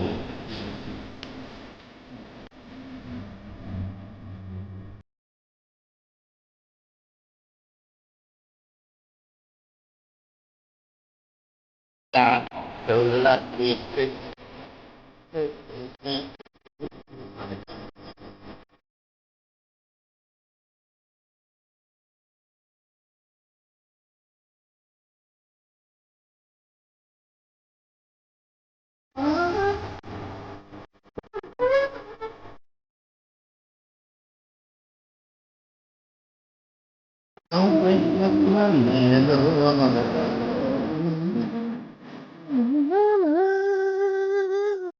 Wow, right there. And that's Eddie 9-Volt. And they're singing the Come Up. You know, and that's what you have to believe that you're on the come up. That's a big thing. Believing that there's something, that you are on a forward turn. That that your projection overall is upward. You got to believe that.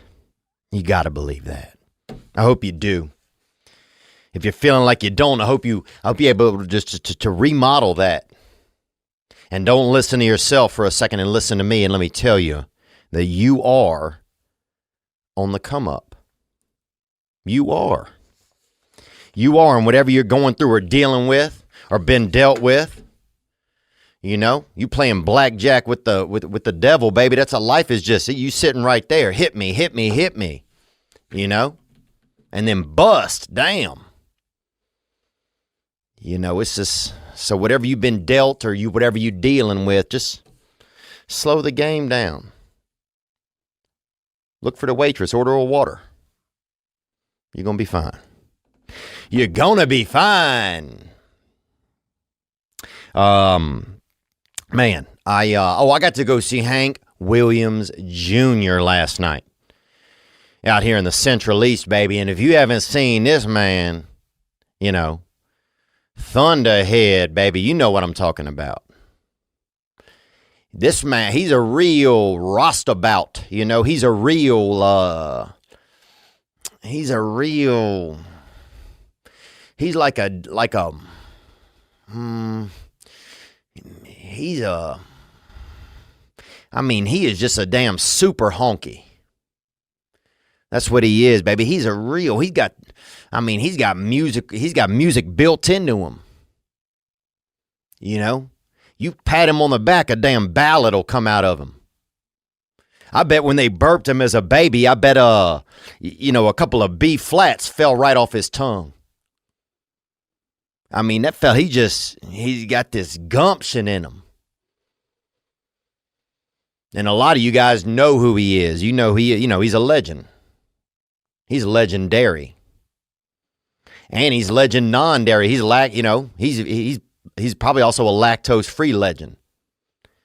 Because I don't know if legendary is, I don't know if that's cheese-based or what it is.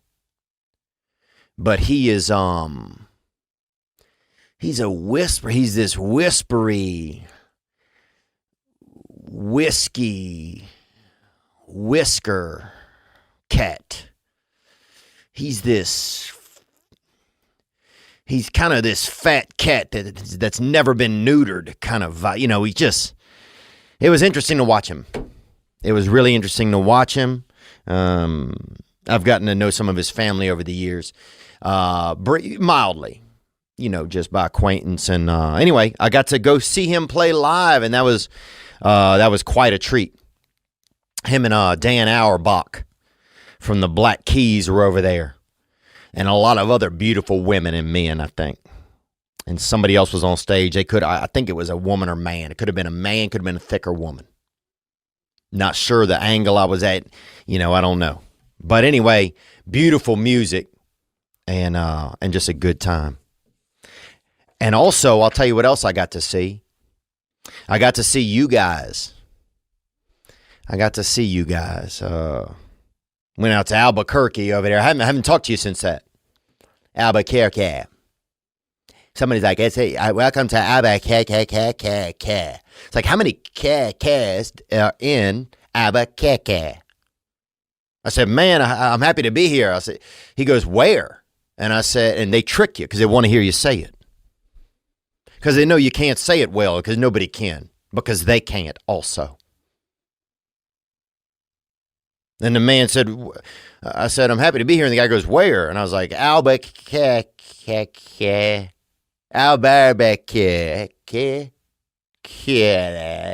kitty. And the guy's like, oh, you mean Albuquerque. This, the whole day, they don't even, if you look at it on the map, it says ALBER K, and then has a bunch of just dots. Like, what is it? One of the queues has a line going over the top of it. You know, like unlimited queues or whatever. Damn, you know. And one of the queues, if you look real close, you can see him over there carrying a couple other little queues on his little, you know, his little hip or whatever that thing is, a little goiter, whatever queues have on them.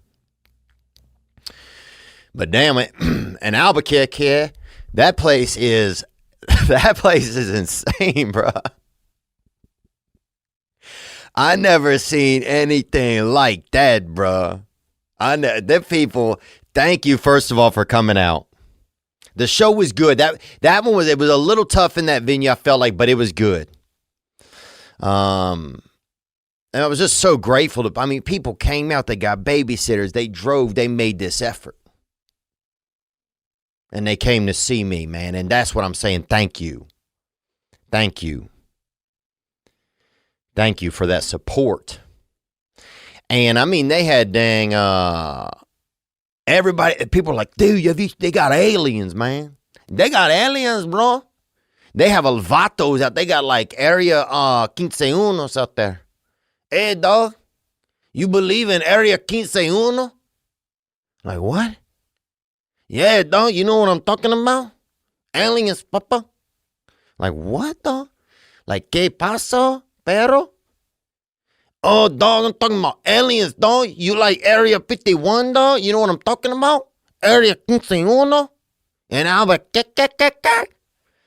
bro, I fucking... And, dude, the crazy part is everybody there is talking about aliens. And the aliens are the people, bro. We went into the we went to a Love's gas station because everything shuts down in Abbey. At probably about midnight or probably at 10 p.m. Bro, we had to walk because one of the Ubers, the man said, I ain't coming over there. I'm like, all right, fuck, man, all right. You know, we'll figure it out. We'll do old fashioned. So we walked, you know, the original Ubers, baby. You know what I'm talking about? Feet and kneecaps, baby. That freaking ligament, you know, them little ligament, you know, them bangers, baby, them lifters, legs. I was like, all right, we'll use these bitches. And so we start walking. First guy we see has a sword. Okay, that's wild. Guy had a sword on him, and he was a grown man, too. And we just didn't want to kind of, he was walking around, but you could tell he was asleep. So he's one of those sleep swordsers. So it was just one of those, he's almost like one of those, like on a game, on a video game, if you don't get close to him, they don't know you're there, kind of. He was like that. So like, all right, let's just maneuver around this little guardian of the Greyhound. He was basically guarding a Greyhound station. But anyway, what was I talking about? Oh, Albuquerque, yeah. But everybody there, they talk about the alien, but the aliens are there amongst the people. It's so mixed in. And we went to a gas station, and this guy in there was just walking just like he moved, like his head, he kept moving his arms up above his heads while he walked. Like, oh, dog, I'm looking for some Rolos. I'm looking for a whatchamacallit. And everybody there had a parole officer with them. And that blew my mind. But that's solid police work. And thank you. That was great, man. Over there in the Albuquerque. That was great. We saw that. What else happened, man? Yeah, I tried to do meet and greets after the shows in most of the city. I tried to pop out and say, hey, if I have the energy for it. And we made it over there through Midland and Lubbock. And we made it over there through, where else were we? Dallas. Beautiful, man. You know, thank you to all the Texas. And then we, you know, this past week we made it through Georgia and over there to Alabama. And, but what else happened? Oh, also in Albuquerque, they're like, dog, you got to try the chilies, dog. Have you had the green chilies? Dude, somebody, right. That place is crazy, dude. I went to like this meeting there. I got 51 days sober right now. So that's where I'm at. And I'm feeling very grateful for that. And so I went to this meeting, and the dude, I know you're not supposed to talk about what happens in meetings. That's fine. I was at a meeting once, then I'll say it like this. And it was just me and someone else. And the man was hitting on me, bro, in there. Like, dude, I'm trying to get sober, dog. Not gayed out. So it was just like, dang, bro, you got to watch that stuff. So, if you're at a meeting and a guy takes his shoes off, dude, and he started doing that cat's cradle thing with his shoelaces. He took them out of his shoes and was doing cat's cradle with them. I'm like, God, But in they always want you to try the green chilies. People are like, dog, my cousin got attacked by two guys with lightsabers, But have you had the green chilies? Like, that's all it is there. It's like, man, my friend got run over by a Volkswagen, but have you had the green chilies? People are like, dude, man, my wife fell off a building last week, and it was, nobody knows what happened. I was up there with her, and we got in an argument, and she went off the edge, and damn, have you had the green chilies, man? Because they are good. So it's just that kind of place. It's that green chili belt over there. And look, I will say this. They are good. Everybody in Albuquerque seem like they are waiting for a Greyhound bus, even if they're not at a Greyhound station. I feel like everybody has luggage. Yeah. Everybody has a ticket, like, I'm waiting for the train. And there's not even near any tracks. It's just a unique area, Even birds are like, man, fuck, dog. What the fuck is happening here? But I'll say this, the people that came out, beautiful folks. And thank you guys for having me, man. I really appreciate it. Then we made it through Lubbock and Midland and over to Dallas, and that was amazing. And then what else? Oh, we went to Savannah, Georgia. We got a lot more things to talk about. A lot of great calls came in, man. And I'm feeling good. And I want to thank you guys for your support. I want to let you know that, I will be in Florida in 2 weeks. Man, you can see me over there. June 23rd, Hollywood, Florida. June 24th, Fort Myers, Florida. June 25th, Daytona Beach, Florida. And June 26th, Lakeland, Florida. Yeah, and also want to let you know that we have the NBA championships are going on. It's Dallas and Golden State. And you can join the finals action with DraftKings Sportsbook. They're an official sponsor, official sports betting partner of the NBA. New customers can make any $5 NBA bet and get $150 in free bets instantly. Wow, that's beautiful. If you're looking to turn a small bet into a big payday during an NBA Finals, with DraftKings Same Game Parlay, you can do that. This NBA season, a customer placed a $5 Same Game Parlay and won over $5,000. That's amazing. Download the DraftKings Sportsbook app now. Use promo code THEO. Make any $5 bet during the NBA Finals and get $150 in free bets instantly. That's promo code Theo, only at DraftKings Sportsbook, an official sports betting partner of the NBA. Minimum age and eligibility restrictions apply. See show for details. And we have notes, a disclaimer for that in the episode of the show, in the show's notes. And also, if you have a gambling addiction or something like that, then I recommend that you do not gamble and that you reach out for help. What else? Oh, I want to say protein powder can be intimidating. Sometimes you open up a can and you hear guys in there and they have baseball bats and they're really, they're talking smack and stuff. And you're like, oh, this protein powder is intense. But the fact is we all need protein. a great percentage of your body is protein. Think about that. Look at an animal. Touch it. What's that? Protein, mostly. It's not just about muscles. Protein helps support bone health and satiety. And as we go through life, protein needs change. So it's important to choose a mix for different life stages. Rituals. Essential Protein is the delicious plant-based protein powder with 3 distinct formulas designed to meet the body's changing protein needs. I like this plant protein, man. I like plant protein.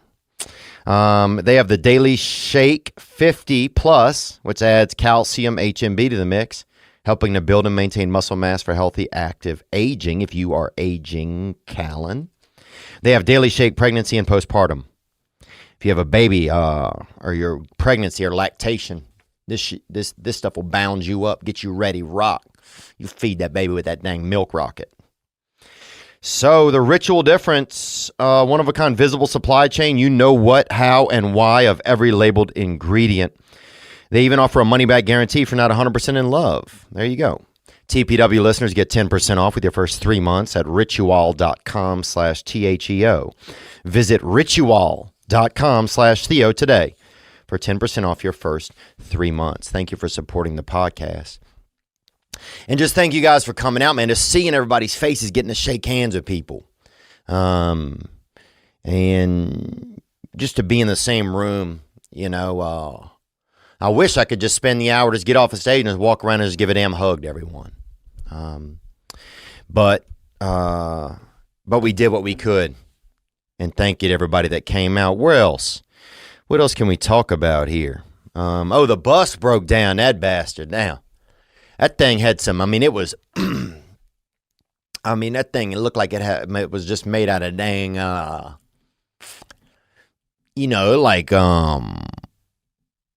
it would just had that dirty diaper vibe from the jump. It was, I know there was a pair of men's boots, small men's boots under my bed. And it was interesting. I thought they was children's boots when I saw them. I said, this is children's boots. And it's a little creepy to have children's boots under your bed on a bus. That's, strange. And the bedding looked like they had just beaten it out of Clint Eastwood. Like somebody tied it up and they just punched him so many times that a damn, bedroom set popped right out of his skull. It was just had an old, older motif, kind of Western, kind of, kind of like somebody, so I don't know. I bet it felt like something bad had happened to Native Americans in the area of the blanket. That's what it felt like. It was an old blanket. Anyway, they had children's boots under the bed, but on the back of the children's boot, it said men's on it. And that's when you got to really question what's going on. When somebody's writing men's on the back of a children's boot. So anyway, what else do we have, man? A lot of people came out. People with damn tits, people one leg, no leg, half. Dude came out half a head. Dude came out no teeth, bro. Lost all his teeth, he said. For 2 years, he's had no teeth. And beautiful. Beautiful dude. So I don't know what he started saying something else. I had no idea what he said because the teeth help a little when you wording out. But that fella came out. A couple of people with wet hands came out. I remember that. People left gifts. A lot of nice things, this and that. And then we hit also some other places out there, Savannah, and Augusta, Georgia. And that place, some of these towns, you get out, Augusta, there's nothing downtown. There's not even a goat. They don't even do Montgomery we went to, Alabama. And that's Rosa Parks country over there. And Rosa done parked somewhere else because there's nobody downtown there either. That place, they don't even have ghosts. Even the ghosts are gone. They used to do ghost tours. And now I saw a thing that said ghost tours closed. Even the ghosts have left. And that's when it's, when not only do humans leave, but then even the spirit, that there's a bus full of, just realms and ghosts leaving town. I'd love to see the cops pull that bus over. Just stops and there's the license and registration. There's just nothing is sitting there.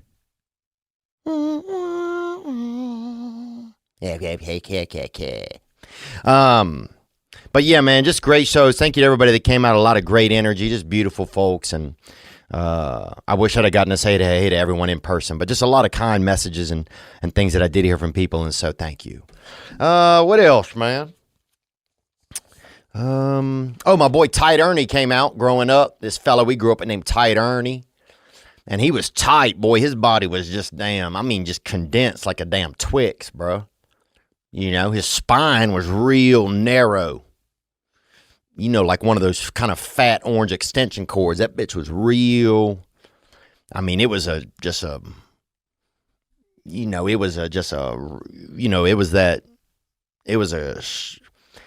it was a lean portal he had on him. He was just real. His whole body was tight and condensed, If he lifted his right arm, to shake your hand, his left leg would go up. His whole body was just real condensed like that. And they call him Tight Ernie, baby. And he could hear, it sounded, and when his windpipe was tight, he had that tight pipe on him. And when he talked, it was, how you doing? Hey guys, tomorrow is my birthday. Like his daddy had just damn fucked a flute. You know what I'm talking about? Somebody in that family, got a little risque with a with a woodwind. You know what I'm saying? Somebody was putting wood into a woodwind, baby, in that family, because that dude fucking damn, boy. And I grew up with that fella, man, so it's just crazy to see him. Some folks brought him out because he can't drive. He can't handle that steering wheel. Watching him drive, it's like if you see somebody put one of those, they used to put the club on their car, on the steering wheel so nobody'd steal it. That's like watching him drive. He's just so tight and concise. He's just built like a damn, he's built like a, let me look at these woodwind instruments. What are 9 woodwind instruments? Oh, yeah, he's built like a damn oboe or a bass clarinet, bro. There you go. But yeah, great times, man. Great times. What else happened? Everything, man. You guys had some calls. That's really what I want to get to. I want to get to you guys calling in and just hear what's up with y'all,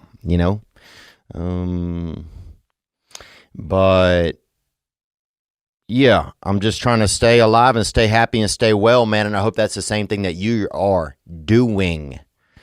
I know you are. What else do we have? Some calls came in. Let's just get into a couple. I felt like it was something else fun I was going to tell you, but might have forgot it. Oh, the bus broke down and they gave us a new bus. They got us a new bus. Took a couple days. But we drove for like 9 hours just in the back of the bus. No power, nothing. Just hot in there. Just baking. Just, like somebody, just like the toaster, just like a little toaster. And that bitch, I got out of that thing finally. I wanted to put damn butter on my back and eat my ass, bro. You know what I'm saying, dude? It just, I wanted to put a dang little preserves up and down my legs and back because I was just a little bit browned on the outside, brother. You know what I'm saying? Affirmative action, baby. That affirmative action stroller, that's what we were in because I was just baked when I got out that bad boy. I was browned out. Praise God. Now, before we get into the calls, let's get into a little bit of news, a little bit of intel, baby. And you know what I do for my news, baby. I take my news straight out of the nearest Asian, baby, right off the press, baby. God's frickin' publishing company, bro. You know what I'm talking about. There is that's facts. That's all facts. You frickin' get to know a good Asian person, and that's facts, son. Xerox ain't got shit on a good Vietnamese friend, bro, or Polynesian. What you got there, Riley Mao? Nothing much. Great to be here. Yeah, nice to hear you today, man. You sound, your voice sounds a little bit deeper. Say something for me. Hey Theo, how's it going? Yeah, it's interesting. Have you been doing any different activities? Did you have a birthday? Have you been eating anything that would make you sound stronger? Doing anything like that manly stuff? You've been watching any fights or westerns? Anything going like that in your world? I've been drinking lots of protein powder, eating lots of protein. Oh, really? Yeah. Oh, wow. And what's got you doing that? I'm actually with a trainer. He's been working out with me. Oh, that's great, man. And what are some of your long-term goals with fitness? Just to, be fit, don't get fat. You have fat family? I do not. Praise God, brother. It's hard to trust a fully lean family, I've always thought. If I see a family and everybody's lean, it's hard to trust everybody over there. What else is going on with you, man? You feeling good? I did have a kidney stone. You did? I did. Wow. And what do you think it was caused by? Damn, baby, that's the Lord's fruity pebble, dog, and you had that bitch, huh? Yeah, I have no idea. I'm supposed to find out from the doctor in a little bit. And how big was it? They let you keep it? No, they didn't let me keep it, but I caught it, and it's like very, very small. Wow. Like a pebble. And what did you do with it? You turned it in? Yes. Wow. Because I don't know if those are catch and release or not. I don't know what I don't know what they let you do there. I don't know what the, park rangers or whatever would do with that. But because I'd be damned, you get pulled over and you got 5 or 6 of those in your, in your car or whatever. Yeah, we had a buddy in high school. His dad had them. He took them one out at a party and drank 3 of them. And then he had to get them surgically removed out of his penis. So what's up with you and God, baby? How's God treating you, Riley? He's great. Isn't he? He is. He really is, man. Man, he has just all the silverware, brother. I know that. And when I just need something to pick me up, he's got a fork, a spoon. And when I need something to just just slice right into my damn heart, he's got a knife. Praise God, brother. In the news, what do we got there, Riley? Anything happening in the news? Let's see. A Disney worker ruined a proposal. Oh, really? Let me see. Do we have a video? Is that here? Yes. Let me look at this.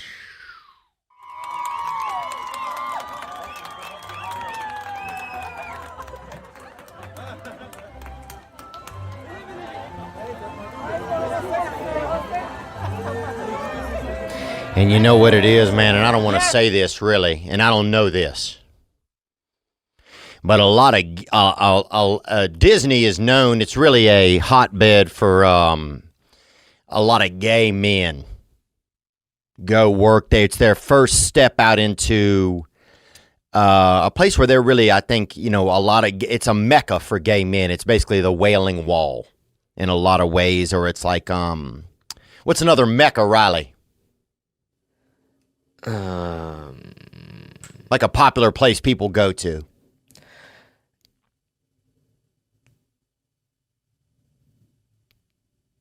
Build-A-Bear.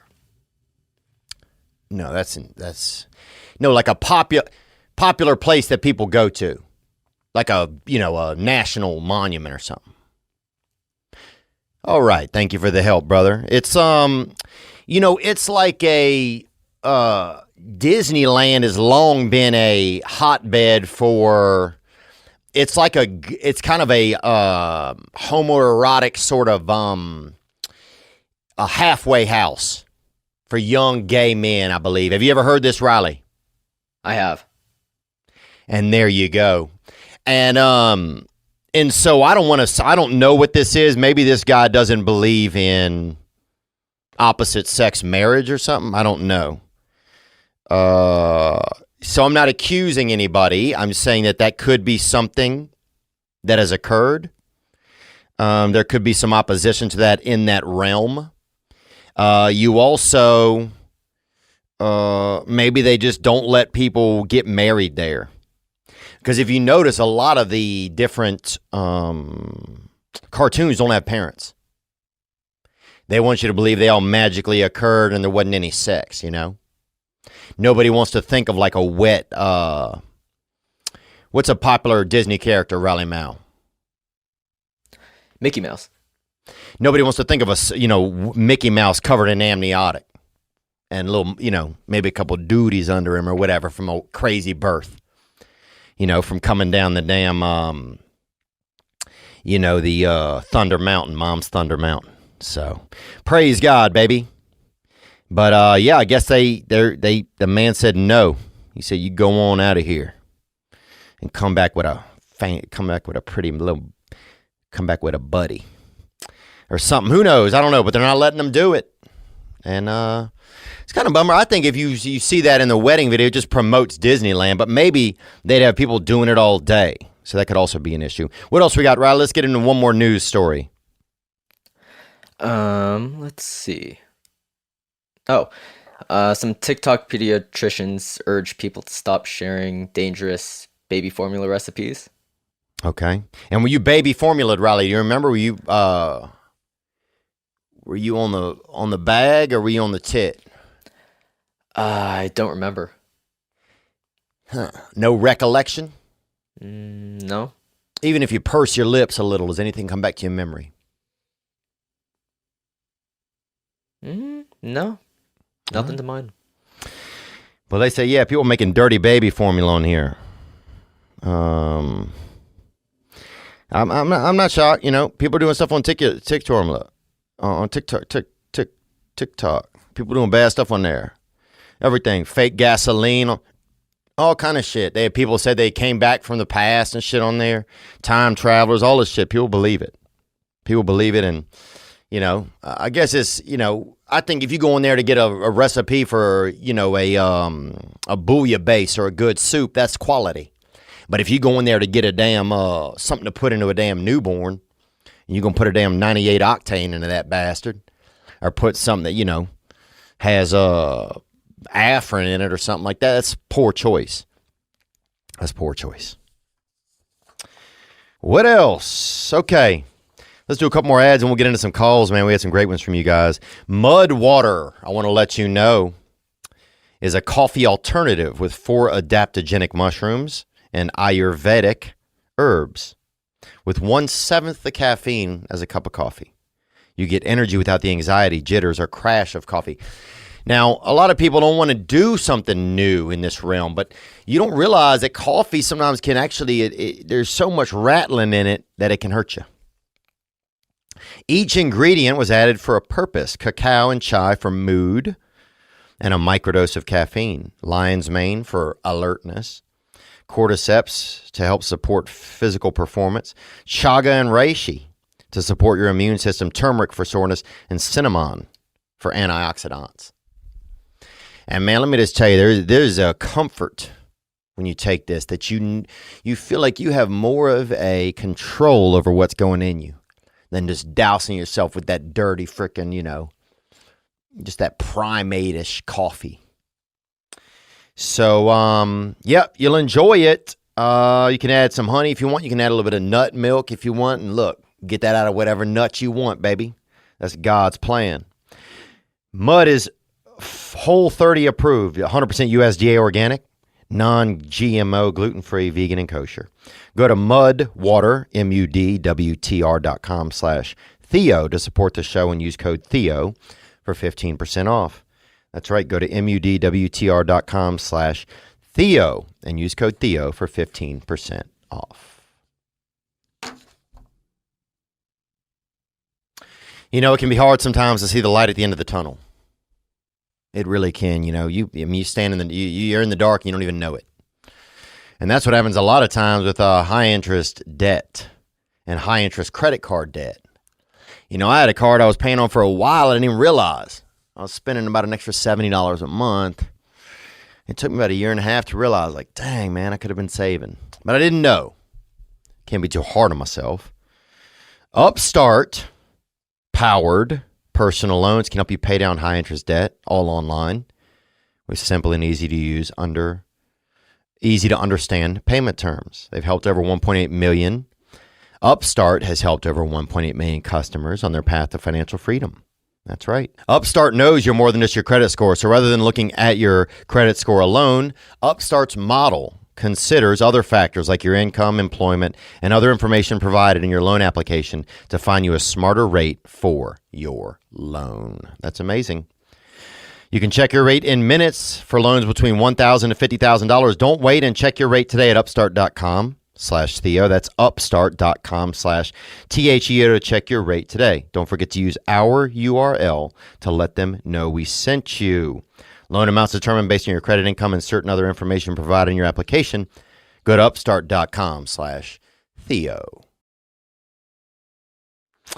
All right, let's get into a couple calls here from you guys. Thank you. And as always, the hotline is 985-664-9503. Theo, it's Jonah from Seattle, Washington, man, and Jonah up there. And Jonah's a name of a famous whale, too, if you ever looked at that in the Bible or in, I don't know if it's in the Bible or if it's just outside of the Bible. But Jonah was a famous whale. Onward. In Seattle area, man, we get pretty crazy with the weed, man. And, you know, I grew up, ever since I was 13, been smoking weed.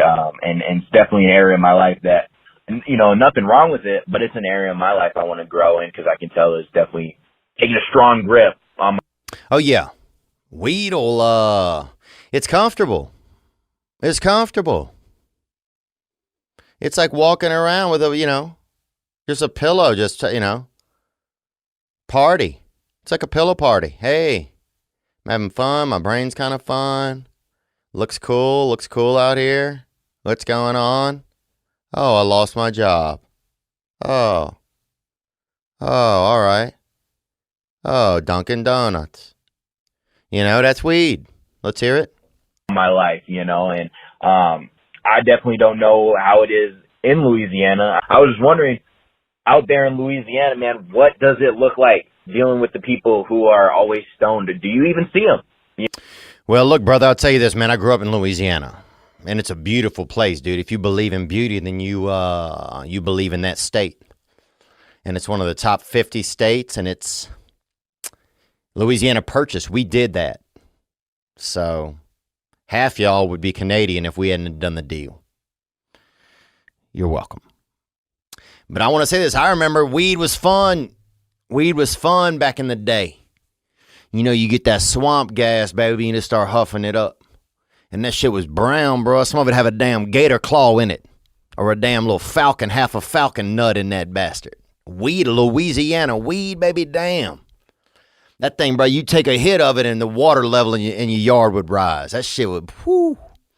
That shit was thick, boy. That shit was thick. That thing, dude, you damn, they had just trimmed, baby. That shit was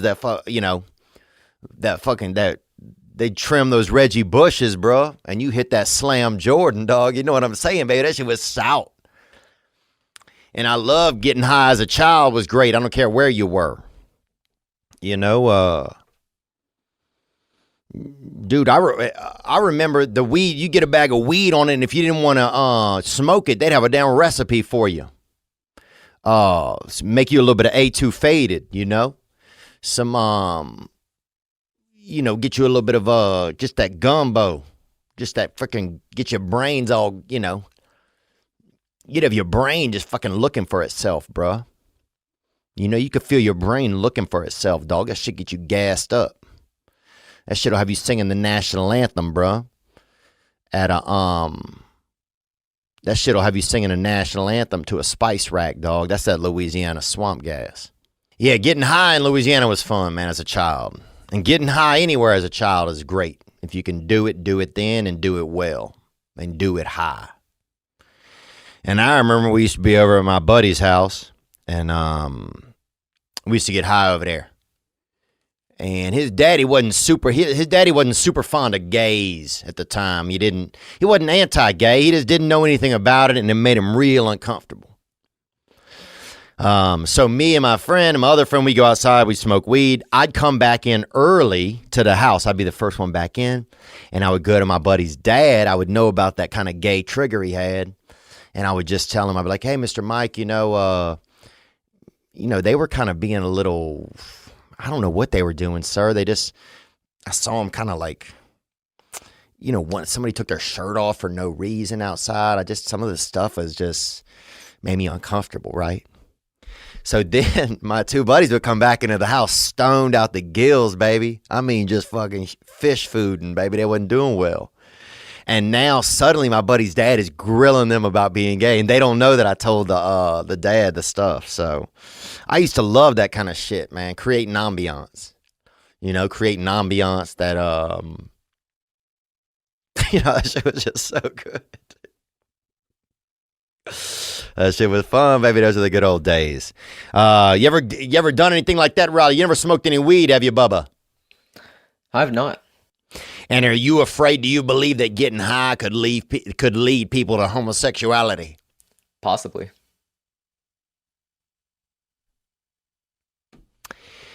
I mean, there was a lot of drug induced gay activity when I was young, but that was higher octane drugs. You're looking at methamphetamines, you're looking at stuff like that.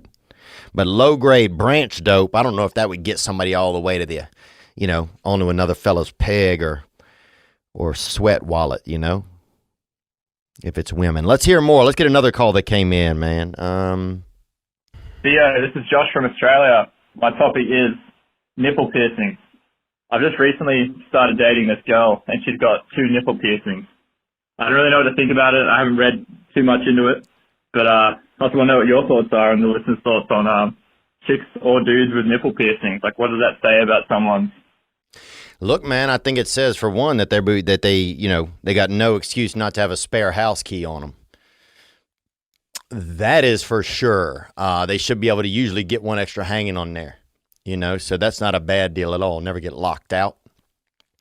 Oh, that nipple piercing, I think it definitely seems sexy on a woman when you think she's got nails right through her tits. That's really, there's something erotic and almost biblical about it, because they put God on the cross, baby. So everybody kind of has had their moment in the, in the metal sun, if you will. So I don't think it's insane to want to get pierced up and put holes in your body or something like that.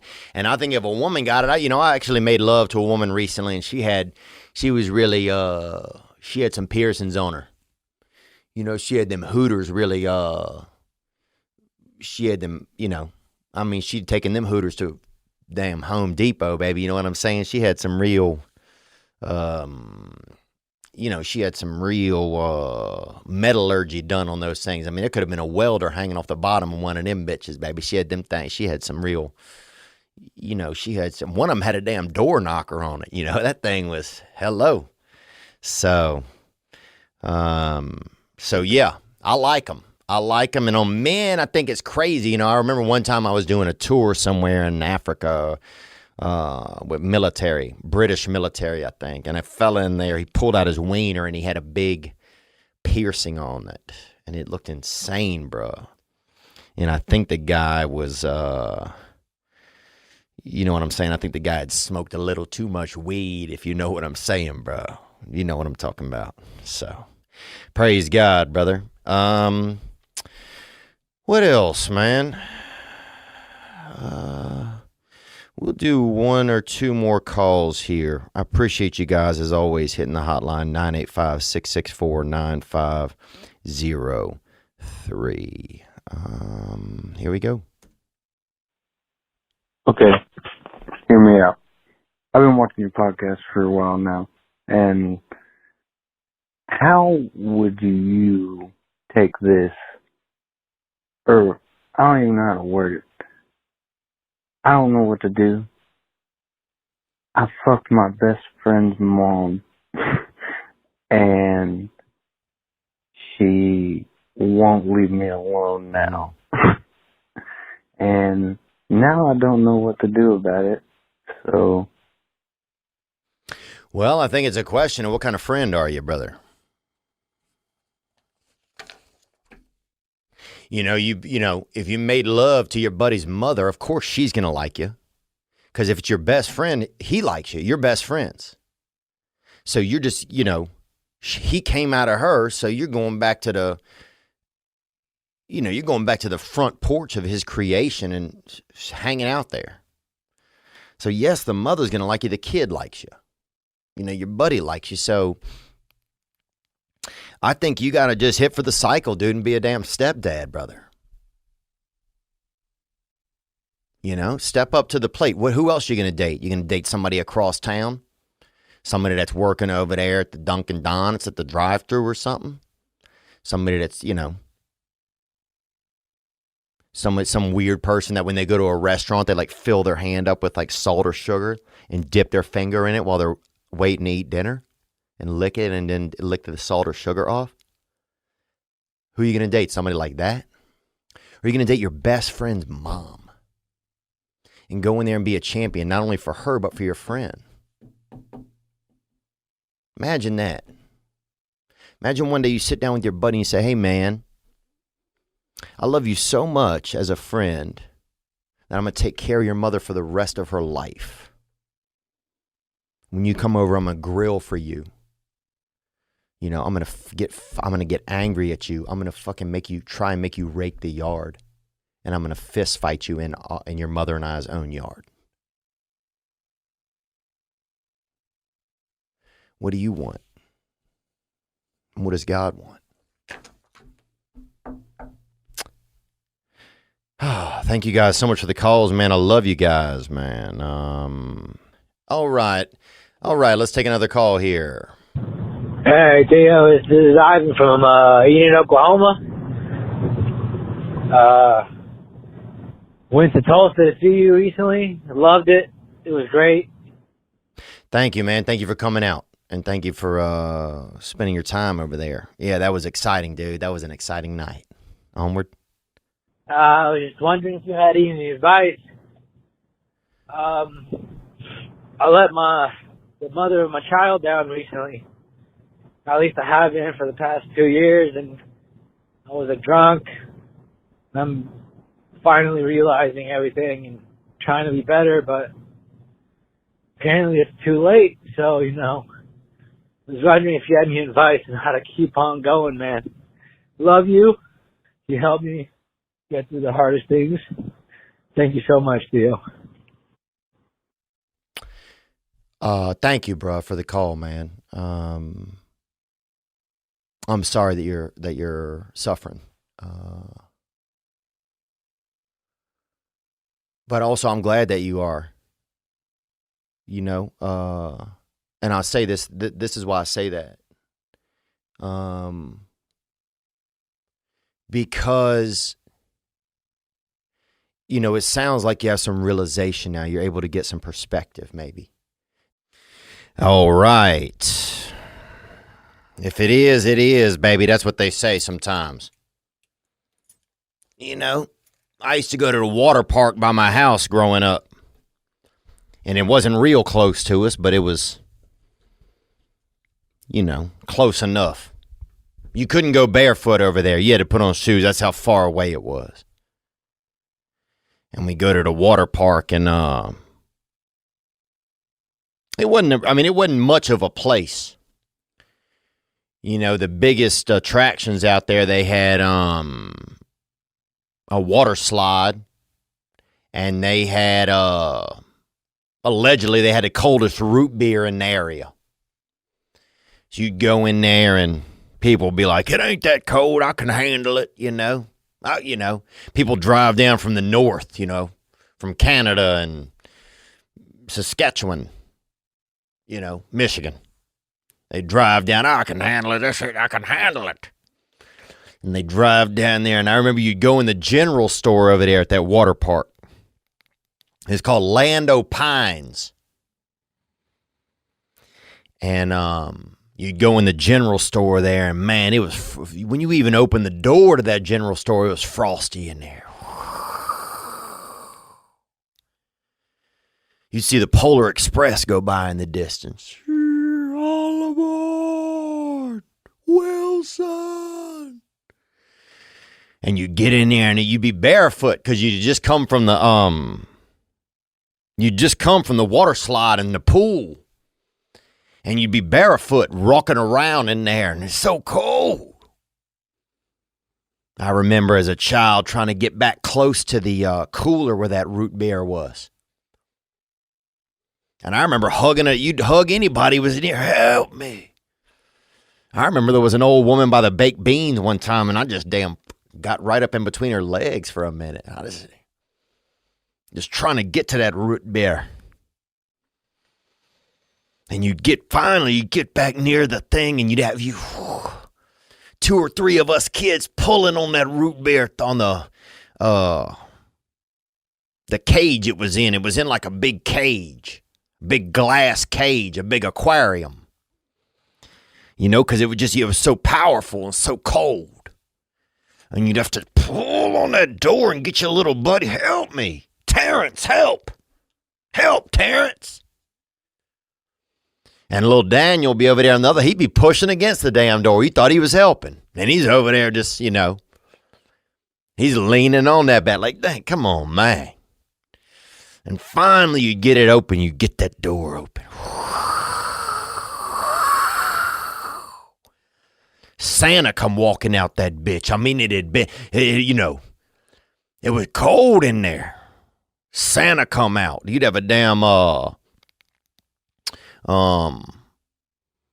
you know, a damn penguin come walking out that bitch.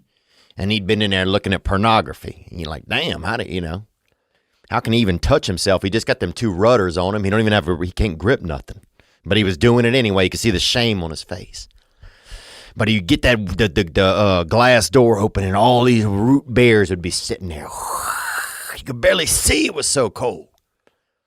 This fierce coldness is coming at you. And the lady at the counter was like, close the door. And you grab one, dude. It took all the energy you had inside you just to grab one and lock onto that can.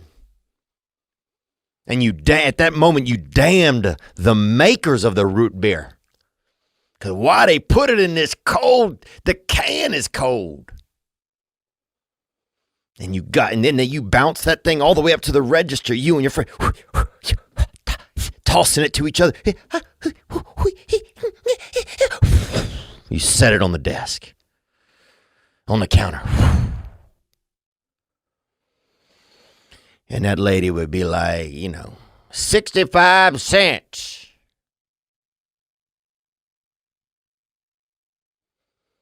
And mom had given you a little bit of money. And you put your money up there and you get it. And you'd walk out of there, man, and just out into the distance. Out into that, back into the world, the warm world.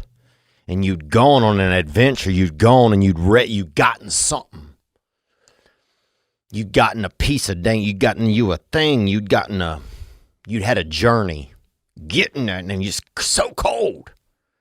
And then you couldn't take your hands off the can. I remember one time my hands got stuck to the can. Damn, all day just, I looked like like one of those guys outside of a Macy's or something at Christmas, trying to, beg for money, shaking that can. You just couldn't get my hands off of the can. I couldn't uncan my hands. Just those are the days, man. That's what I miss about summer. I miss going over there to Lando Pines. And sometimes they had red root beer. It was this Barks root beer, and it was red. And you'd sip that, and it'd make your lips all red and pretty.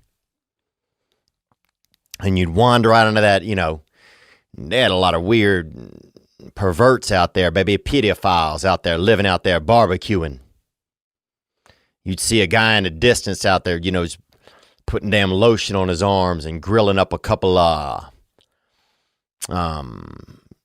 Johnson's brats. Like, damn, what's he, that guy ain't even got a family. And just putting cologne on. You'd see a man putting cologne on by himself and grilling wieners and grilling franks. God. But those are the days, man. I miss that about summer. I miss that about being a child when everything was an adventure. Those days of even just being out there at Lando Pines Water Park and walking into that cooler and getting you a cold root beer. You know, everything when you're young, everything was an adventure. And I miss that. You know I do. Let's get into it. Come on, baby. We gonna make it, guys. We gonna make it. I'm gonna make it. So are you. Yeah.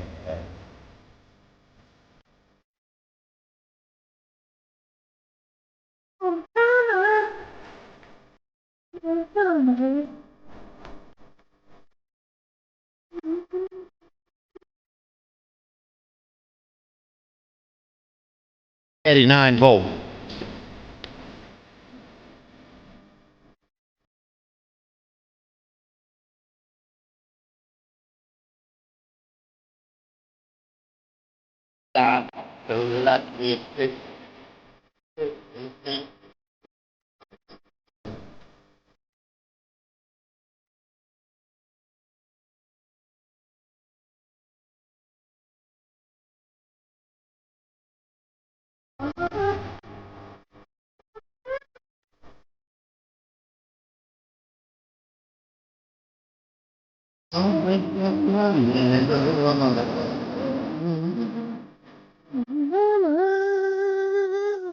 Wow, right there.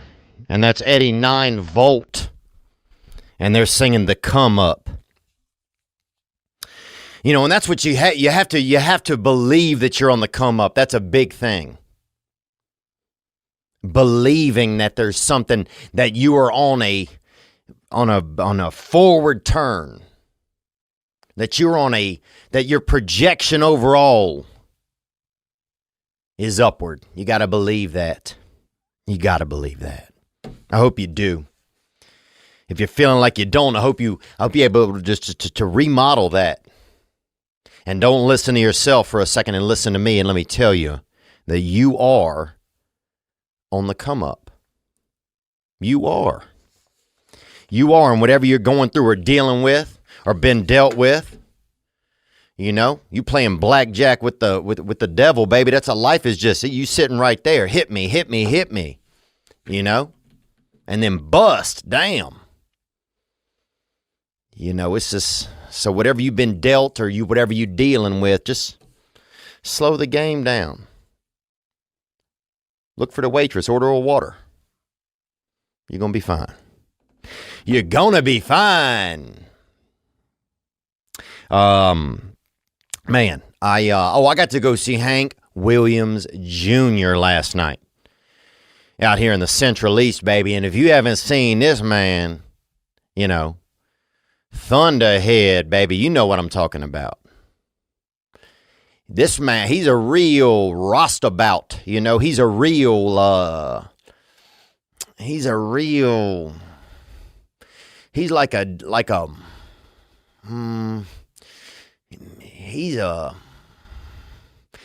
he is just a damn super honky.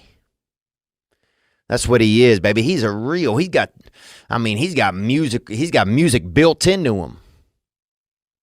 You know? You pat him on the back, a damn ballad will come out of him. I bet when they burped him as a baby, I bet a couple of B flats fell right off his tongue. I mean, that fella, he's got this gumption in him. And a lot of you guys know who he is. You know he's a legend. He's legendary. And he's legend non-dairy. He's probably also a lactose-free legend. Because I don't know if legendary is, I don't know if that's cheese-based or what it is. But he is, he's this whispery, whiskey, whisker cat. He's this he's kind of this fat cat that's never been neutered kind of, it was interesting to watch him. It was really interesting to watch him. I've gotten to know some of his family over the years, mildly, just by acquaintance. And anyway, I got to go see him play live, and that was quite a treat. Him and Dan Auerbach from the Black Keys were over there, and a lot of other beautiful women and men, I think.